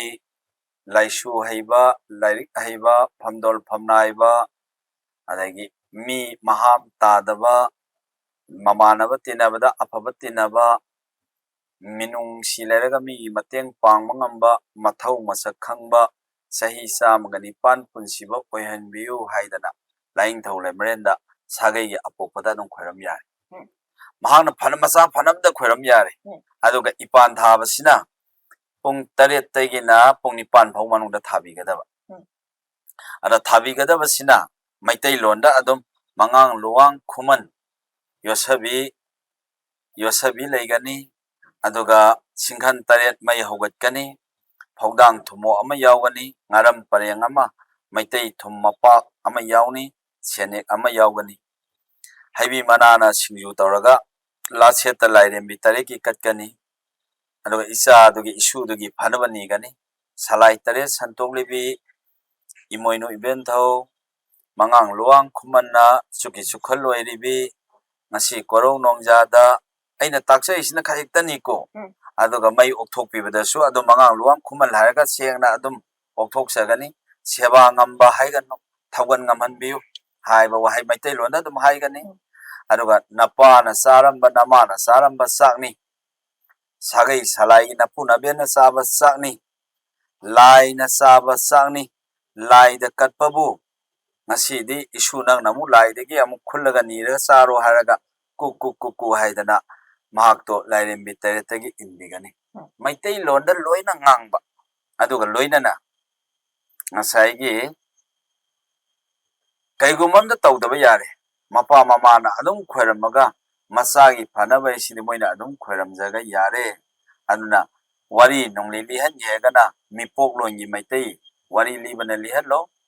solhange haragana maitai gi asengba maitai lon khangba amana solallo aduna lonyan sangdaba taibang mapu sidaba nongdamba mapu hairaga chena chana thagona basina maitai gi maru asangba oirani ada kher tawai wari tokpiro sa oina tawiro aduga sa khango nga thongo sagai da aikhogi mi ama hankalamna thawai ama hankala amnina ngasi degi di sagai sida igi pamelama haure thare haidana nungai yai phabadu oiro punamak nasa phanabani badi mama mapa nahangna athoibani laiba aikhoina ni badudi madumak haitang haijan boy tawsana boy yaugani yaribu ngai nasa phanabadi mama mapa na niro nasu phanabadi mapu mabena niro na he sum haidingi adana pakthok chawthok bai mathau tadi ten kapo bai mathau su tadi aikhoina ten kapa matamda ten kapa kangu gina dom kapke budi kapasano maduda aina wayati thamjaroi ado aina ngakcharisna mangan saraga ten kapo hai mangan na sari ngai matamdabu kari wa lairo na solamdoidubu adana si makhakte ai ngakna lei adana maitai makki isana hanga amina maitai gi ten kapo isiana yesu tamjaki ꯄꯟꯊꯧ ꯑꯗꯨꯒ ꯑꯩꯈꯣꯏꯒꯤ ꯌꯨꯝ ꯃꯥꯡꯕ ꯍꯥꯏꯕ ꯑꯃꯈꯛ ꯍꯥꯏꯕ ꯃꯤ ꯂꯩꯇꯕ ꯌꯥꯎ ꯏꯃꯨꯡ ꯑꯃꯗ ꯃꯤ ꯂꯩꯇꯕ ꯌꯥꯎꯕ ꯑꯗꯨꯒ ꯑꯩꯈꯣꯏꯒꯤ ꯑꯉꯥꯡ ꯄꯣꯛꯄꯗ ꯌꯨꯝ ꯃꯥꯡꯕ ꯍꯥꯏꯁꯦ ꯇꯁꯦꯡꯅꯃꯛꯀꯤ ꯑꯩꯈꯣꯏ ꯃꯩꯇꯩꯗ ꯌꯨꯝ ꯃꯥꯡꯕꯁꯦ ꯂꯩꯕ꯭ꯔꯥ ꯑꯗꯨꯒ ꯌꯨꯝ ꯃꯥꯡꯕ ꯍꯥꯏꯕꯒꯤ ꯋꯥꯍꯟꯊꯣꯛꯁꯦ ꯁꯤ ꯀꯔꯤ ꯑꯣꯏꯗꯣꯏꯅꯣ ꯍꯥꯏꯕꯗꯤ ꯆꯪꯅꯕ ꯌꯥꯗꯦ ꯑꯩꯈꯣꯏꯒꯤ ꯑꯇꯣꯞꯄꯒꯤ ꯂꯥꯏ ꯊꯧꯔꯝ ꯇꯧꯕ ꯌꯥꯗꯦ ꯍꯥꯏꯕꯅꯆꯤꯡꯕ ꯃꯁꯤꯒꯨꯝꯕ ꯀꯌꯥ ꯑꯃ ꯇꯥꯖꯩ ꯍꯥꯏꯕ ꯇꯥꯔꯦ ꯄꯟꯊꯧ ꯁ꯭ꯋꯥꯏ ꯃꯇꯥꯡꯁꯦ ꯌꯨꯝ ꯃꯥꯡꯕ ꯍꯥꯏꯕꯁꯤꯒꯤ ꯋꯥꯍꯟꯊꯣꯛꯁꯦ ꯀꯔꯤ ꯑꯣꯏꯗꯣꯏꯅꯣ ꯄꯟꯊꯧ ꯃꯁꯤꯒꯤ ꯑꯩꯅ ꯆꯍꯤꯁꯦ ꯌꯥꯝꯅ ꯌꯥꯝꯕꯗꯤ ꯅꯠꯇꯕꯅꯤꯅ ꯆꯍꯤꯁꯤ 53 ꯑꯗꯨꯃꯥꯏꯅ ꯂꯩꯖꯕꯅꯤꯅ ꯑꯗꯨꯕꯨ 53ꯅ ꯄꯥꯎꯈꯨꯝ ꯄꯤꯕꯗꯤ ꯉꯝꯃꯣꯏꯗꯕꯅꯤꯅ ꯂꯥꯏ ꯍꯥꯏꯕ ꯑꯃꯈꯛ ꯃꯤꯌꯥꯝꯅ ꯑꯩꯕꯨ ꯊꯥꯖꯕꯤꯔꯤ ꯑꯩꯅꯗꯤ ꯂꯥꯏꯗꯤ ꯅꯠꯇꯦ ꯑꯗꯨꯕꯨ ꯂꯥꯏꯒꯤ ꯃꯄꯥ ꯑꯣꯏꯅ ꯂꯧꯁꯤ ꯃꯩꯇꯩ ꯑꯩꯈꯣꯏꯗ ꯌꯨꯝ ꯃꯥꯡꯅꯤꯡꯉꯥꯏ ꯃꯆꯥꯛꯁꯤ ꯂꯩꯇꯦ ꯃꯥꯡꯈꯤꯕ ꯍꯥꯏꯕ ꯑꯃꯗꯤ ꯂꯩ ꯑꯗꯨꯒ ꯉꯁꯥꯏꯒꯤ ꯃꯃꯥ ꯑꯉꯥꯡ ꯅꯋꯥ ꯑꯣꯏꯔꯤꯕꯤ ꯑꯉꯥꯡ ꯎꯅꯔꯤꯕ ꯃꯃꯥꯗꯣ ꯏ ꯅꯧꯔꯤꯕꯅꯤꯅ ꯑꯩꯈꯣꯏ ꯈꯥꯔꯝ ꯊꯣꯡꯗ ꯃꯤꯄꯣꯛ ꯊꯣꯡꯗ ꯄꯣꯛꯄꯅꯤꯅ ꯃꯍꯥꯛꯁꯦ ꯑꯀꯜ ꯑꯊꯧ ꯇꯧꯕ ꯌꯥꯗꯦ ꯅꯨꯃꯤꯠ ꯅꯤꯐꯨꯅꯤ ꯑꯃꯁꯨꯡ ꯊꯥ ꯑꯍꯨꯝ ꯐꯥꯎꯕꯗꯤ ꯑꯃꯟꯕ ꯏ ꯆꯠꯈꯤꯕꯒꯤ ꯃꯄꯥꯡꯒꯜ ꯃꯊꯦꯜ ꯐꯥꯅꯕꯒꯤꯗꯃꯛꯇ ꯃꯍꯥꯛꯄꯨ ꯑꯩꯈꯣꯏꯅ ꯁꯣꯍꯟꯗꯦ ꯄꯥꯏꯍꯟꯗꯦ ꯃꯄꯥꯡꯒꯜꯁꯦ ꯑꯗꯨ ꯃꯆꯥꯎ ꯇꯧꯒꯅꯨ ꯅꯉꯣꯟꯗ ꯍꯧꯖꯤꯛ ꯁꯣꯛꯄꯟꯕ ꯌꯥꯕ ꯃꯇꯝ ꯅꯠꯇꯦ ꯍꯥꯏꯕ ꯑꯃꯈꯛ ꯂꯩꯖꯩ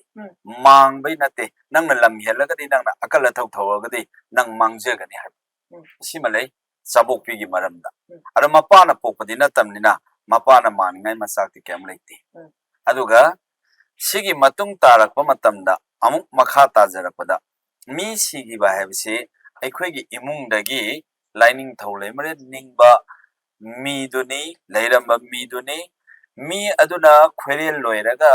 ꯆꯠꯆꯈꯤꯕꯅꯤ ꯆꯠꯈꯤꯕ ꯃꯍꯥꯛꯇꯣ ꯍꯛꯆꯥꯡꯗꯨꯅ ꯃꯥꯂꯦꯝ ꯂꯩꯔꯣꯟꯅꯨꯡꯗ ꯇꯤꯜꯍꯧꯔꯦ ꯃꯩ ꯄꯣꯛꯂꯣꯏꯕ ꯑꯣꯏꯔꯒꯅ ꯃꯩꯗ ꯇꯥꯡꯒꯣꯏ ꯑꯣꯏꯅ ꯂꯩꯍꯧꯔꯦ ꯐꯨꯝꯖꯤꯟꯈ꯭ꯔꯦ ꯑꯗꯨꯒ ꯂꯩꯁꯥ ꯑꯣꯏꯔꯒꯅ ꯁꯥ ꯃꯅꯨꯡꯗ ꯐꯨꯝꯃꯦ ꯊꯋꯥꯏꯗꯨꯅ ꯂꯥꯏ ꯑꯣꯜꯂꯒ ꯆꯠꯈ꯭ꯔꯦ ꯑꯗꯨꯅ ꯃꯥꯡꯈ꯭ꯔꯦ ꯍꯥꯏꯕꯗꯤ ꯌꯥꯏ ꯂꯩꯔꯝꯕ ꯃꯤꯗꯣ ꯃꯥꯡꯉꯤ ꯍꯥꯏꯕꯁꯤꯗꯤ ꯃꯁꯤꯗꯤ ꯑꯩꯈꯣꯏꯒꯤ ꯃꯍꯥꯗꯒꯤ ꯂꯧꯕ ꯑꯣꯏꯔꯝꯗꯧꯕ ꯃꯥꯜꯂꯤ ꯑꯗꯨꯒ ꯂꯥꯏ ꯍꯥꯛꯇꯛꯅꯗꯤ ꯅꯪ ꯌꯨꯝ ꯃꯥꯡꯉꯣꯏꯁꯦ ꯍꯥꯏꯔꯝꯒꯗꯕ ꯃꯥꯟꯗꯦ ꯑꯗꯨꯅ ꯑꯩꯒꯤ ꯂꯥꯏꯅꯤꯡꯂꯣꯏꯒꯤ ꯃꯅꯨꯡ ꯆꯟꯅꯗꯤ ꯑꯩꯒꯤ ꯂꯥꯏꯐꯝꯒꯤ ꯑꯣꯏꯅꯗꯤ ꯌꯨꯝ ꯃꯥꯡꯕꯁꯦ ꯑꯩ ꯂꯩꯖꯗꯦ ꯑꯗꯨꯅ ꯃꯩꯇꯩꯒꯤ ꯋꯥꯔꯤꯗ ꯑꯩꯈꯣꯏ ꯄꯨꯝꯅꯃꯛ ꯌꯥꯃꯤꯟꯅꯔꯒ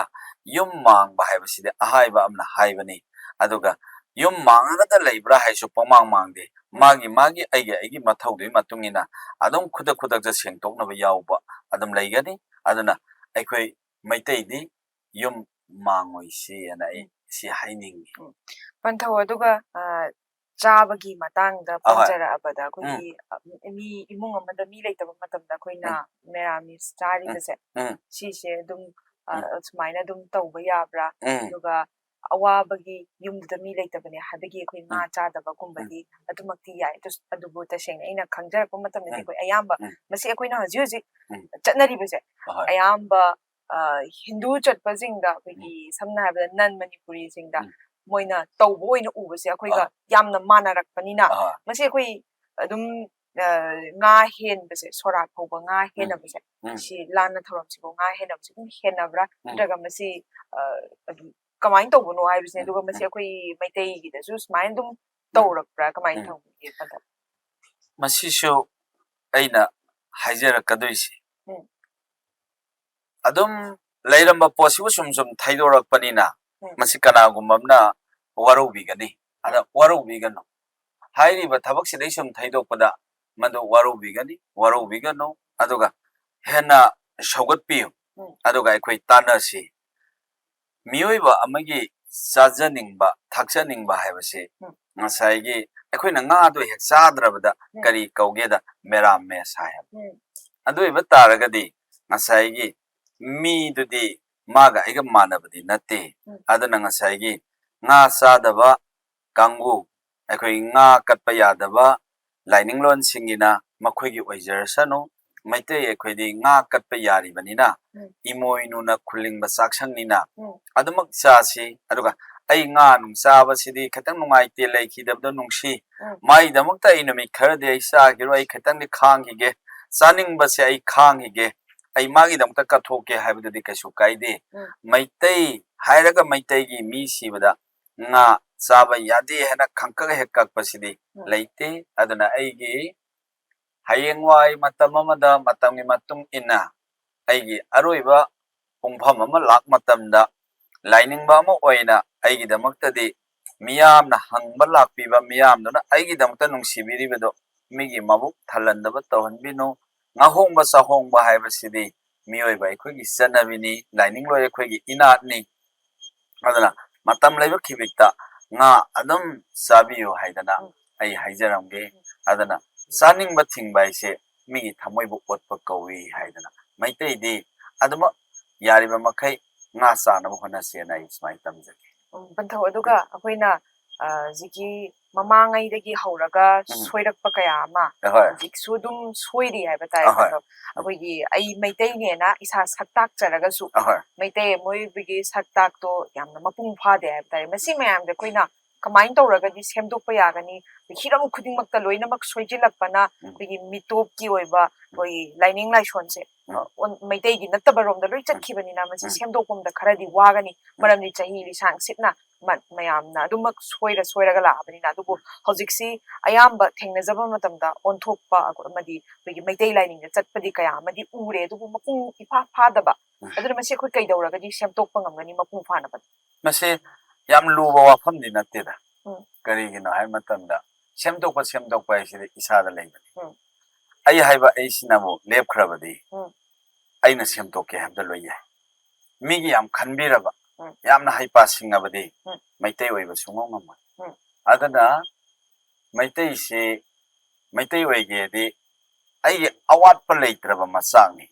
ꯑꯍꯦꯟꯕ ꯑꯃ ꯋꯥꯠꯂꯦ ꯍꯥꯏꯕꯒꯤ ꯀꯌꯥꯝ ꯂꯩꯇꯦ ꯑꯩꯒꯤ ꯂꯣꯏ ꯂꯩ ꯆꯦꯡ ꯂꯩ ꯐꯧ ꯂꯩ ꯂꯣꯜ ꯂꯩ ꯂꯥꯏꯅꯤꯡ ꯂꯩ ꯏꯅꯥꯠ ꯂꯩ ꯑꯗꯨꯒ ꯃꯌꯦꯛꯁꯨ ꯂꯩꯖꯩ ꯑꯩ ꯍꯥꯏꯕ ꯑꯩꯒꯤ ꯌꯨꯝꯐꯝꯁꯨ ꯂꯩ ꯑꯩꯒꯤ ꯅꯤꯡꯒꯗꯕ ꯂꯥꯏꯁꯨ ꯂꯩ ꯑꯗꯨꯅ ꯃꯁꯤꯗ ꯃꯇꯝ ꯌꯥꯝ ꯆꯪꯅꯤꯡꯉꯥꯏ ꯂꯩꯇꯦ ꯏꯁꯥꯅ ꯑꯣꯏꯔꯣꯏ ꯍꯥꯏꯕꯒꯤ ꯑꯣꯏꯗꯕꯒꯤ ꯋꯥꯔꯤꯅꯤ ꯑꯣꯏꯔꯒꯦ ꯑꯣꯏꯕꯗꯤ ꯍꯌꯦꯡ ꯉꯥꯏꯗꯕ ꯌꯥꯏ ꯉꯁꯤ ꯑꯗꯨꯝ ꯑꯣꯏꯕ ꯌꯥꯏ ꯃꯩꯇꯩ ꯑꯣꯏꯕ ꯍꯥꯏꯁꯦ ꯀꯔꯤꯗ ꯌꯥꯒꯦ ꯍꯥꯏꯕꯗ ꯃꯤ ꯁꯤꯕꯗ ꯃꯩꯇꯩꯅ ꯁꯣꯜꯂꯅꯤ ꯑꯉꯥꯡ ꯄꯣꯛꯄꯗ ꯃꯩꯇꯩꯅ ꯏꯄꯥꯟ ꯊꯥꯕꯒꯤ ꯋꯥꯔꯤ ꯂꯣꯏꯊꯣꯛꯑꯅꯤ ꯑꯗꯨꯒ ꯂꯣꯏꯅꯅ ꯂꯨꯍꯣꯡꯕꯗ ꯃꯩꯇꯩ ꯁꯣꯜꯂꯅꯤ ꯑꯗꯨꯒ ꯃꯩꯇꯩꯒꯤ ꯑꯣꯏꯕ ꯑꯩ ꯆꯥꯕ ꯊꯛꯄꯗꯣ ꯇꯧꯔꯅꯤ ꯂꯣꯏꯔꯦꯅꯤ ꯁꯤꯗ ꯃꯇꯝ ꯌꯥꯝ ꯆꯪꯅꯤꯡꯉꯥꯏ ꯂꯩꯇꯦ ꯁꯦꯠꯄ ꯐꯤ ꯍꯥꯏꯔꯦ ꯊꯥꯏꯅꯒꯤ ꯂꯩꯖꯔꯤ ꯂꯨꯍꯣꯡꯕ ꯅꯨꯄꯤ ꯑꯃꯒꯤ ꯐꯤ ꯂꯩꯇꯦ ꯍꯥꯏꯕꯁꯦ ꯄꯣꯛꯂꯣꯏꯗꯤ ꯂꯩꯔꯝꯗꯕ ꯌꯥꯏ ꯀꯩꯒꯤꯅꯣ ꯍꯥꯏꯗ ꯅꯨꯡꯇꯤꯒꯤ ꯊꯝꯅꯕꯗꯤ ꯅꯠꯇꯕꯅꯤ나 ꯑꯗꯨꯒ ꯐꯅꯦꯛꯇꯤ ꯂꯩ ꯑꯩ ꯐꯅꯦꯛ ꯁꯦꯠꯂꯒ ꯂꯨꯍꯣꯡꯅꯤ ꯍꯥꯏꯔꯒ ꯂꯣꯏ ꯑꯗꯨꯅ ꯉꯁꯥꯏꯒꯤ ꯆꯟꯗꯣꯟꯗꯣ ꯂꯩꯇ꯭ꯔꯦ ꯍꯥꯏꯕꯗꯤ ꯌꯥꯏ ꯀꯩꯅꯣ ꯂꯩꯗꯗꯤ ꯌꯥꯗꯕꯅꯤꯅ ꯁꯦ ꯂꯩꯇꯗꯤ ꯂꯩꯇ꯭ꯔꯦ ꯑꯗꯨꯒ ꯑꯔꯤꯕ ꯂꯩꯕꯥꯛꯅꯤꯅ ꯑꯩ ꯂꯩꯁꯥ ꯅꯝꯅꯤ ꯍꯥꯏꯕ ꯌꯥꯝꯅ ꯂꯥꯏꯕ ꯃꯩꯇꯩ ꯑꯣꯏꯕꯅꯤꯗ ꯑꯩꯈꯣꯏ ꯃꯩꯇꯩ ꯏꯁꯥꯁꯤꯅ ꯃꯇꯝ ꯉꯥꯏꯔꯒ ꯁꯨꯝ ꯂꯩꯔꯤꯁꯦ ꯏꯁꯥꯒꯤ ꯄꯨꯛꯅꯤꯡꯁꯤꯅ ꯃꯩꯇꯩ ꯑꯣꯏꯕꯁꯦ ꯃꯁꯤ ꯌꯥꯖꯗꯕꯒꯤ ꯃꯩꯇꯩꯅ ꯃꯩꯇꯩ ꯍꯥꯠꯆꯕꯅꯤ ꯑꯗꯨꯅ ꯃꯇꯝ ꯆꯪꯗꯕꯅꯤ ꯃꯩꯇꯩ ꯑꯣꯏꯕꯗꯗꯤ ꯑꯗꯨꯅ ꯑꯣꯏꯗꯕꯁꯨ ꯌꯥꯔꯣꯏ ꯍꯥꯏꯕꯒꯤ ꯃꯔꯝꯗꯤ ꯃꯇꯝ ꯆꯪꯉꯁꯨ ꯑꯗꯨꯝ ꯇꯥꯟꯅꯔꯛꯀꯅꯤ ꯑꯗꯨꯒ ꯃꯇꯝꯅ ꯆꯦꯟꯊꯣꯛꯑꯁꯨ ꯑꯗꯨꯝ ꯇꯥꯟꯅꯔꯛꯀꯅꯤ ꯃꯇꯝꯅ ꯅꯨꯃꯤꯠꯅꯁꯨ ꯇꯥꯟꯅꯔꯛꯀꯅꯤ ꯊꯥꯅꯁꯨ ꯇꯥꯟꯅꯔꯛꯀꯅꯤ ꯃꯍꯧꯁꯥꯅꯁꯨ ꯑꯗꯨꯝ ꯇꯥꯟꯅꯔꯛꯀꯅꯤ ꯅꯪ ꯀꯩꯒꯤ ꯃꯩꯇꯩ ꯑꯣꯏꯗꯦ ꯅꯪ ꯀꯩꯒꯤ ꯃꯩꯇꯩ ꯑꯣꯏꯗꯦ ꯌꯦꯡꯉꯣ ꯃꯤꯒꯤ ꯂꯥꯏꯅꯤꯡ ꯂꯩꯔꯤ ꯁꯨꯃꯥꯏꯅ ꯅꯪꯒꯤ ꯂꯩꯕ ꯀꯩꯗꯧꯏ ꯃꯤꯒꯤ ꯂꯥꯏꯅꯤꯡꯒꯤ ꯃꯐꯝꯗ ꯅꯪꯅ ꯌꯥꯎꯔꯨꯔꯤ ꯁꯛꯄꯨꯗꯤ ꯅꯈꯣꯏꯒꯤ ꯂꯥꯏꯅꯤꯡꯗꯣ ꯍꯤꯡꯒꯠꯍꯜꯂꯨ ꯌꯥꯗ꯭ꯔꯥ ꯃꯤꯒꯤ ꯐꯤꯖꯦꯠ ꯁꯦꯠꯇꯩ ꯁꯛꯄꯨꯗꯤ ꯅꯪꯒꯤ ꯐꯤꯖꯦꯠ ꯂꯩꯇꯕ꯭ꯔꯥ ꯍꯥꯏꯗꯅ ꯃꯍꯧꯁꯥꯅ ꯀꯣꯏꯇꯥꯟ ꯇꯥꯟꯅꯔꯛꯀꯅꯤ ꯀꯣꯏꯊꯠ ꯊꯠꯆꯜꯂꯛꯀꯅꯤ ꯑꯗꯨꯅ ꯍꯛꯆꯥꯡ ꯂꯩꯃꯟ ꯆꯜꯂꯒ ꯋꯥꯔꯤꯗ ꯃꯩꯇꯩ ꯑꯣꯏꯌꯨ ꯌꯥꯗꯕꯅꯤ ꯍꯥꯏꯕꯒꯤ ꯋꯥꯔꯤꯗ ꯃꯤꯅ ꯉꯥꯡꯅ ꯁꯛꯅꯔꯒ ꯋꯥꯔꯤꯅꯔꯒ ꯄꯨꯟꯁꯤꯗ ꯌꯥꯎꯗꯩ ꯁꯛꯄꯨꯗꯤ ꯑꯩꯈꯣꯏ ꯍꯧꯖꯤꯛ ꯃꯩꯇꯩ ꯑꯣꯏꯍꯧꯁꯤ ꯃꯇꯝ ꯆꯪꯗꯦꯅ ꯑꯩ ꯁꯨꯃꯥꯏꯅ ꯍꯥꯏ ꯄꯟꯊꯧ ꯑꯗꯨꯒ ꯑꯩꯈꯣꯏꯁꯦ ꯂꯣꯟ ꯈꯛꯇ ꯅꯠꯇ꯭ꯔꯦ ꯑꯩꯈꯣꯏꯒꯤ ꯖꯒꯣꯏ ꯏꯁꯩ ꯑꯩꯈꯣꯏꯒꯤ ꯌꯥꯀꯥꯏꯔꯣꯟ ꯏꯁꯩ ꯍꯥꯏꯕ ꯇꯥꯔꯦ ꯃꯁꯤ ꯑꯗꯒꯤ ꯑꯩꯈꯣꯏꯒꯤ ꯀꯔꯝꯕ ꯃꯇꯝꯗꯅ ꯁꯤꯒꯤ ꯁꯩꯁꯛꯁꯦ ꯁꯛꯀꯅꯤ ꯀꯔꯝꯕ ꯃꯇꯝꯗꯅ ꯁꯤꯒꯤ ꯖꯒꯣꯏ ꯁꯥꯊꯦꯛꯁꯦ ꯁꯥꯒꯅꯤ ꯍꯥꯏꯕꯒꯤ ꯇꯣꯉꯥꯟ ꯇꯣꯉꯥꯟꯕ ꯋꯥꯍꯟꯊꯣꯛ ꯃꯌꯥꯝ ꯑꯃꯗꯤ ꯂꯩꯔꯛꯀꯅꯤ ꯄꯟꯊꯧ ꯑꯗꯨꯕꯨ ꯑꯩꯈꯣꯏ ꯍꯧꯖꯤꯛꯀꯤ ꯃꯇꯝꯗ ꯏꯈꯪ ꯈꯪꯗꯕꯒꯨꯝꯅ ꯃꯐꯝ ꯑꯃ ꯍꯦꯛꯇꯗ ꯍꯦꯛꯇ ꯏꯁꯩ ꯃꯌꯦꯛꯁꯤ ꯑꯩꯅ ꯍꯩꯔꯦꯅ ꯍꯦꯛꯇ ꯁꯛꯆꯤꯟꯕ ꯑꯗꯨꯒ ꯑꯩꯒꯤ ꯖꯒꯣꯏ ꯁꯥꯊꯦꯛꯁꯦ ꯑꯩꯅ ꯈꯔ ꯍꯩꯔꯦꯅ ꯑꯗꯨꯝ ꯃꯔꯣꯟ ꯈꯪꯗꯕ ꯍꯥꯏꯕ ꯇꯥꯔꯦ ꯖꯒꯣꯏ ꯁꯥꯊꯦꯛꯇꯨꯒꯤꯁꯨ ꯋꯥꯍꯟꯊꯣꯛ ꯃꯌꯥꯝ ꯑꯃ ꯂꯩꯔꯤꯕꯅꯤꯅ ꯈꯪꯗꯅ ꯑꯩꯈꯣꯏꯒꯤ ꯃꯐꯝ ꯈꯨꯗꯤꯡꯃꯛꯇ ꯍꯦꯛꯇ ꯄꯪꯁꯥ ꯁꯥꯖꯟꯕꯁꯦ ꯃꯁꯤꯒꯤꯁꯨ ꯇꯨꯡꯗ ꯑꯁꯣꯏꯕ ꯀꯌా ꯑꯃ ꯂꯥꯛꯀꯅꯤ ꯍꯥꯏꯕ ꯊꯥꯖꯩ ꯑꯗꯣ ꯃꯁꯤꯅ ꯇꯨꯡꯗ ꯁꯣꯏꯔꯛꯀꯗꯕꯁꯦ ꯀꯔꯤ ꯑꯁꯣꯏꯕꯅꯣ ꯑꯩꯈꯣꯏꯅ ꯐꯤꯖꯦꯠ ꯂꯩꯇꯦꯡ ꯈꯔ ꯁꯦꯠꯆꯜꯂꯒ ꯑꯗꯨꯝ ꯄꯪꯁꯥ ꯁꯥꯕ ꯌꯥꯔꯦꯅ ꯁꯥꯖꯟꯕꯁꯦ ꯈꯨꯠꯀꯤ ꯁꯥꯊꯦꯛꯇꯨꯒꯤ ꯋꯥꯍꯟꯊꯣꯛ ꯃꯌꯥꯝ ꯂꯩꯕꯅꯤꯅ ꯃꯗꯨꯒꯤ ꯋꯥꯍꯟꯊꯣꯛꯇꯣ ꯈꯪꯗꯅ ꯄꯪꯁꯥ ꯁꯥꯕꯗꯤ ꯌꯥꯗꯕꯅꯤꯅ ꯃꯁꯤꯅ ꯇꯨꯡꯗ ꯁꯣꯏꯔꯛꯀꯗꯕꯅ ꯀꯔꯤꯅꯣ ꯑꯗꯨꯒ ꯑꯩꯈꯣꯏꯒꯤ ꯑꯌꯨꯛ ꯉꯟꯇꯥ ꯑꯉꯟꯕꯗꯒꯤ ꯍꯧꯔꯒ ꯑꯩꯈꯣꯏ ꯌꯥꯀꯥꯏꯔꯣꯜ ꯁꯛꯄꯗꯒꯤ ꯍꯧꯔꯒ ꯇꯨꯝꯃꯝꯗꯥꯏ ꯐꯥꯎꯕꯗ ꯑꯩꯈꯣꯏꯒꯤ ꯁꯤꯖꯤꯟꯅꯔꯤꯕ ꯆꯠꯅꯔꯤꯕ ꯈꯨꯗꯤꯡꯃꯛꯁꯦ ꯃꯁꯤ ꯑꯩꯈꯣꯏ ꯄꯟꯊꯧꯅ ꯃꯌꯦꯛ ꯁꯦꯡꯅ ꯊꯝꯕꯤꯔꯝꯃꯤ ꯑꯌꯨꯛꯀꯤ ꯃꯁꯤꯗꯩꯁꯤꯗꯁꯨ ꯑꯩꯅ ꯑꯃꯨꯛ ꯃꯤꯌꯥꯝ ꯄꯨꯝꯅꯃꯛꯇ ꯑꯩ ꯁꯨꯝ ꯇꯝꯖꯒꯦ ꯑꯗꯨꯒ ꯇꯝꯕ ꯃꯇꯝꯁꯤꯗ ꯑꯩꯅ ꯌꯥꯝꯅ ꯅꯣꯟꯊꯖꯔꯤꯁꯤ ꯍꯥꯏꯗꯤ ꯍꯥꯏꯔꯛꯀꯗꯧꯔꯕ ꯑꯗ ꯍꯥꯏꯔꯛꯄꯁꯤꯗꯩꯁꯤꯗ ꯏꯊꯛ ꯊꯣꯡꯕ ꯃꯌꯥꯝ ꯑꯃ ꯑꯈꯪ ꯑꯍꯩ ꯂꯩꯔꯕꯅꯤꯅ ꯃꯁꯤꯗ ꯋꯥꯌꯦꯠꯁꯤ ꯆꯠꯃꯤꯟꯅꯒꯗꯕꯁꯦ ꯑꯗ ꯑꯩꯅ ꯋꯥꯌꯦꯠꯄꯁꯦ ꯌꯥꯝ ꯄꯥꯝꯗꯕ ꯋꯥꯌꯦꯠꯄꯁꯤ ꯄꯥꯝꯗꯕ ꯑꯩꯈꯣꯏꯅ ꯋꯥꯍꯩ ꯑꯃ ꯍꯥꯏꯔꯛꯄ ꯃꯇꯝꯗ ꯈꯟꯅꯃꯤꯟꯅꯁꯤ ꯅꯩꯅꯃꯤꯟꯅꯁꯤ ꯍꯥꯏꯕ ꯑꯌꯨꯛꯇꯅ ꯁꯨꯃꯥꯏꯅ ꯁꯛꯑꯅꯤ ꯍꯥꯏꯕ ꯁꯨꯝ ꯃꯌꯦꯛꯇꯤ ꯂꯩꯖꯔꯝꯒꯅꯤ ꯑꯗꯨꯕꯨ ꯑꯩ ꯉꯥꯏꯍꯥꯛꯇꯪ ꯄꯥꯟꯁꯤꯟꯖꯒꯦ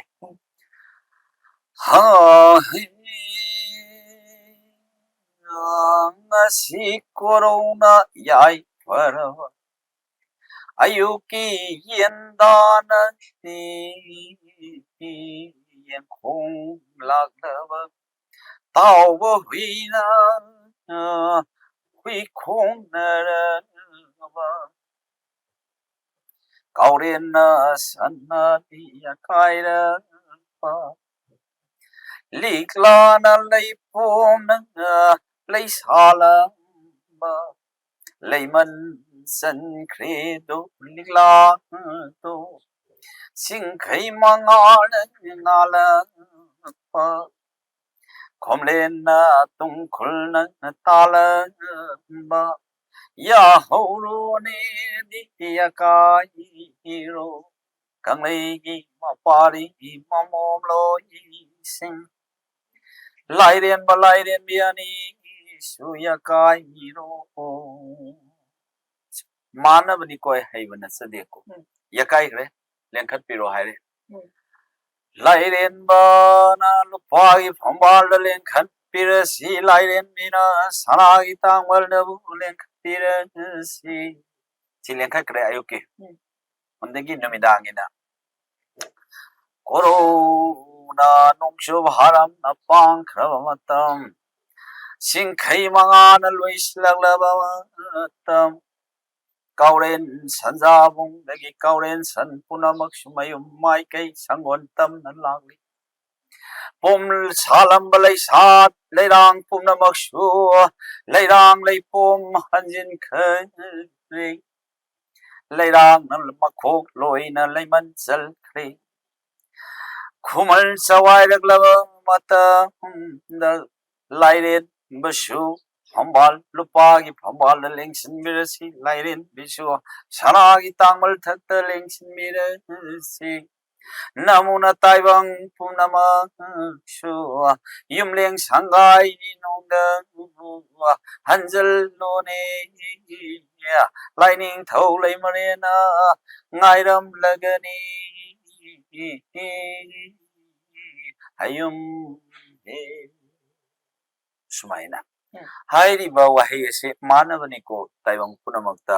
aina haijarise amana yakairasi haiba ayukina amana hanjalasi haibsida hanjanba loiraga hayum haidana sumaina loisanba madugumlabagi saisaklonsi laifam sigi lai sigi maming sida saitha si hai laisak khangna sonsi laisak khangna sakoi sasi aduga laisak khangna aikhoigi punglon yeisi laisak khangna aikoi chatkoi si sasi hai sukhong dagi haurak laga chatna koina sabadu su lauraga sakoi hairakane hai bagajo laubaduna migi oiramgani hai madugum laba wari singa se khangdana ꯑꯩꯈꯣꯏꯅ ꯂꯥꯏ ꯍꯔꯥꯎꯂꯣꯟꯁꯤꯒꯤ ꯋꯥꯔꯤꯁꯤꯗ ꯄꯥꯛꯊꯣꯛ ꯆꯥꯎꯊꯣꯛꯈ꯭ꯔꯒꯗꯤ ꯌꯥꯝꯅ ꯈꯪꯕꯒꯤ ꯃꯅꯨꯡꯗꯗꯤ ꯑꯩ ꯆꯟꯈꯤꯔꯣꯏ ꯑꯗꯨꯅ ꯑꯩꯒꯤ ꯂꯥꯏꯅꯤꯡꯂꯣꯟꯒꯤ ꯆꯍꯤꯁꯤꯒꯤ ꯃꯇꯥꯡꯅ ꯆꯍꯤ 38 ꯂꯥꯏꯅꯤꯡ ꯑꯃꯒꯤ ꯃꯅꯨꯡ ꯆꯜꯂꯛꯄ ꯑꯗꯨꯒ ꯍꯪꯉꯛꯏꯕ ꯃꯩꯇꯩꯒꯤꯗꯃꯛꯇ ꯍꯪꯉꯛꯑꯕꯅꯤꯅ ꯂꯥꯏꯁꯛ ꯈꯪꯅ ꯂꯥꯏꯄꯨꯡ ꯈꯪꯅ ꯖꯒꯣꯏ ꯁꯥꯁꯤ ꯏꯁꯩ ꯁꯛꯁꯤ ꯄꯛꯁꯛ ꯁꯛꯆꯜꯂꯣꯏꯁꯤ ꯃꯗꯨꯒꯤ ꯁꯛꯆꯜꯂꯛꯄꯗꯨꯅ ꯑꯩꯈꯣꯏꯒꯤ ꯂꯥꯏꯁꯤ ꯃꯌꯥꯏ ꯍꯦꯟꯀꯠꯅꯕꯒꯤꯗꯃꯛꯇ ꯃꯆꯥ ꯃꯁꯨ ꯑꯣꯏꯕ ꯑꯩꯈꯣꯏꯅ ꯍꯣꯠꯅꯖꯕꯗ ꯑꯩꯈꯣꯏꯒꯤ ꯂꯥꯏꯁꯦ ꯂꯩꯈꯥ ꯇꯥꯅꯕꯒꯤꯗꯃꯛꯇ ꯃꯆꯥ ꯃꯁꯨ ꯑꯣꯏꯕ ꯑꯩꯈꯣꯏꯅ ꯁꯤꯟꯕ ꯇꯥꯈꯤꯅꯤ ꯑꯗꯨꯅ ꯂꯥꯏꯁꯛ ꯈꯪꯅ ꯖꯒꯣꯏ ꯁꯥꯁꯤ ꯂꯥꯏꯁꯛ ꯈꯪꯅ ꯏꯁꯩ ꯁꯛꯁꯤ ꯂꯥꯏꯄꯨꯡ ꯈꯪꯅ ꯁꯩꯊꯥꯁꯤ ꯑꯗꯨꯅ ꯑꯩ ꯑꯁꯨꯃꯥꯏꯅ ꯇꯝꯖꯒꯦ ꯊꯥꯒꯠꯆꯔꯤ ꯄꯟꯊꯧ ꯌꯥꯝ ꯅꯨꯡꯉꯥꯏꯖꯔꯦ ꯑꯩꯈꯣꯏꯒꯤ ꯈꯪꯖꯅꯤꯡꯕꯗꯤ ꯀꯌꯥ ꯑꯃꯅꯤ ꯑꯗꯨꯕꯨ ꯑꯩꯈꯣꯏꯒꯤ ꯃꯊꯪꯒꯤ ꯏꯄꯤꯁꯣꯗꯀꯤꯁꯨ ꯑꯃꯨꯛ ꯊꯝꯗꯕ ꯌꯥꯗꯕꯅꯤꯅ ꯑꯗꯨꯒꯤꯁꯨ ꯑꯃꯨꯛ ꯊꯝꯖꯔꯒ ꯄꯟꯊꯧ ꯉꯁꯤꯒꯤ ꯂꯣꯏꯁꯤꯜꯂꯛꯄꯒꯤ ꯊꯧꯖꯥꯜ ꯑꯃꯇꯪ ꯄꯤꯕꯤꯌꯨ ꯄꯟꯊꯧ ꯉꯁꯤꯒꯤ ꯏꯂꯤꯠ ꯇꯤꯚꯤꯕꯨ ꯌꯦꯡꯕꯤꯔꯤꯕ ꯃꯃꯜ ꯌꯥꯝꯂꯕ ꯂꯥꯏꯄꯣꯛꯀ ꯄꯥꯈꯛ ꯑꯣꯏꯔꯕ ꯊꯋꯥꯏ ꯑꯃꯒꯤ ꯃꯄꯨ ꯑꯣꯏꯔꯕ ꯍꯛꯆꯥꯡ ꯑꯃꯅ ꯃꯄꯨꯡ ꯐꯥꯔꯕ ꯅꯃꯨ ꯇꯥꯏꯕꯪ ꯃꯤꯌꯥꯝ ꯄꯨꯝꯅꯃꯛꯀꯤ ꯃꯔꯛꯇ ꯑꯩꯕꯨꯁꯨ ꯑꯗꯨꯃꯛ ꯂꯣꯏꯅꯃꯤꯟꯅꯗꯅ ꯃꯄꯨꯒꯤ ꯃꯤꯡꯈꯩꯗ ꯑꯩꯈꯣꯏ ꯄꯨꯟꯅ ꯁꯣꯟꯃꯤꯟꯅꯁꯤ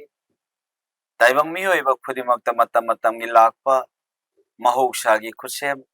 ꯏꯁꯤꯡꯒꯤ ꯆꯩꯅꯥ ꯃꯩꯒꯤ ꯆꯩꯅꯥ ꯅꯨꯡꯁꯤꯠꯀꯤ ꯆꯩꯅꯥ ꯄꯨꯝꯅꯃꯛ ꯂꯥꯏꯆꯠ ꯂꯩꯅꯥꯗ ꯁꯤꯗꯕ ꯅꯥꯗꯕ ꯑꯋꯥꯠꯄ ꯂꯩꯇꯕꯁꯨ ꯑꯣꯏꯁꯤ ꯆꯥꯕ ꯊꯛꯄꯁꯨ ꯋꯥꯠꯂꯣꯏꯁꯤ ꯈꯨꯄꯥꯏ ꯁꯦꯟꯁꯨ ꯋꯥꯠꯂꯣꯏꯁꯤ ꯏꯍꯩ ꯂꯧꯁꯤꯡ ꯇꯥꯡꯈꯠꯂꯛꯄ ꯃꯇꯝꯗ ꯃꯤꯌꯥꯝ ꯄꯨꯝꯅꯃꯛꯀ ꯂꯝꯕꯥ ꯇꯥꯟꯅꯔꯛꯄ ꯃꯇꯝꯗ ꯂꯥꯏꯒꯤ ꯃꯊꯛꯇꯗꯤ ꯀꯥꯔꯣꯏꯁꯤ ꯃꯤ ꯍꯥꯏꯕ ꯃꯤꯒꯤ ꯑꯐꯕꯃꯨꯛ ꯑꯣꯏꯔꯕꯗꯤ ꯏꯃꯤꯠꯅꯕꯨ ꯎꯔꯕꯗꯤ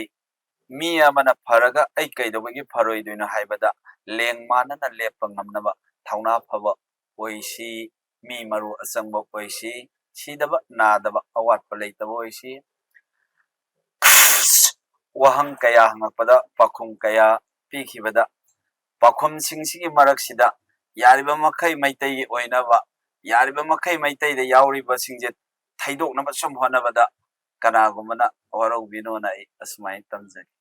ꯉꯁꯤꯒꯤ ꯋꯥꯍꯪ ꯑꯃꯅ ꯄꯥꯎꯈꯨꯝ ꯀꯌꯥꯅꯤ ꯍꯥꯏꯕ ꯏꯄꯤꯁꯣꯗ 3 ꯑꯁꯤꯗ ꯃꯤꯌꯥꯝꯅꯁꯨ ꯄꯨꯟꯅ ꯃꯤꯠꯌꯦꯡ ꯇꯥꯃꯤꯟꯅꯈ꯭ꯔꯦ ꯅꯨꯡꯉꯥꯏꯔꯝꯒꯅꯤ ꯍꯥꯏꯕ ꯊꯥꯖꯩ ꯑꯗꯨꯕꯨ ꯂꯝꯗꯝ ꯑꯁꯤꯗ ꯂꯩꯔꯤꯕ ꯃꯤꯌꯥꯝꯅ ꯑꯩꯈꯣꯏꯅ ꯂꯥꯏꯅꯤꯡꯒꯤ ꯃꯇꯥꯡꯗ ꯇꯥꯛꯆꯔꯛꯄ ꯃꯇꯝꯗ ꯂꯥꯏꯅꯤꯡꯒ ꯃꯇꯧ ꯀꯔꯝ ꯃꯩꯇꯩ ꯂꯥꯏꯅꯤꯡ ꯑꯁꯤꯗ ꯃꯇꯧ ꯀꯔꯝꯅ ꯆꯠꯆꯒꯅꯤ ꯍꯥꯏꯕꯒꯤ ꯃꯇꯥꯡꯗ ꯄꯟꯊꯧꯅ ꯊꯝꯕꯤꯔꯛꯄ ꯋꯥꯐꯝ ꯈꯨꯗꯤꯡꯃꯛ ꯉꯁꯤ ꯑꯩꯍꯥꯛꯅ ꯍꯪꯖꯕ ꯋꯥꯍꯪ ꯈꯨꯗꯤꯡꯃꯛꯀꯤ ꯄꯥꯎꯈꯨꯝ ꯄꯤꯖꯔꯛꯄꯅꯤ ꯃꯁꯤꯗ ꯑꯩꯈꯣꯏ ꯈꯟꯅꯁꯤ ꯅꯩꯅꯃꯤꯟꯅꯁꯤ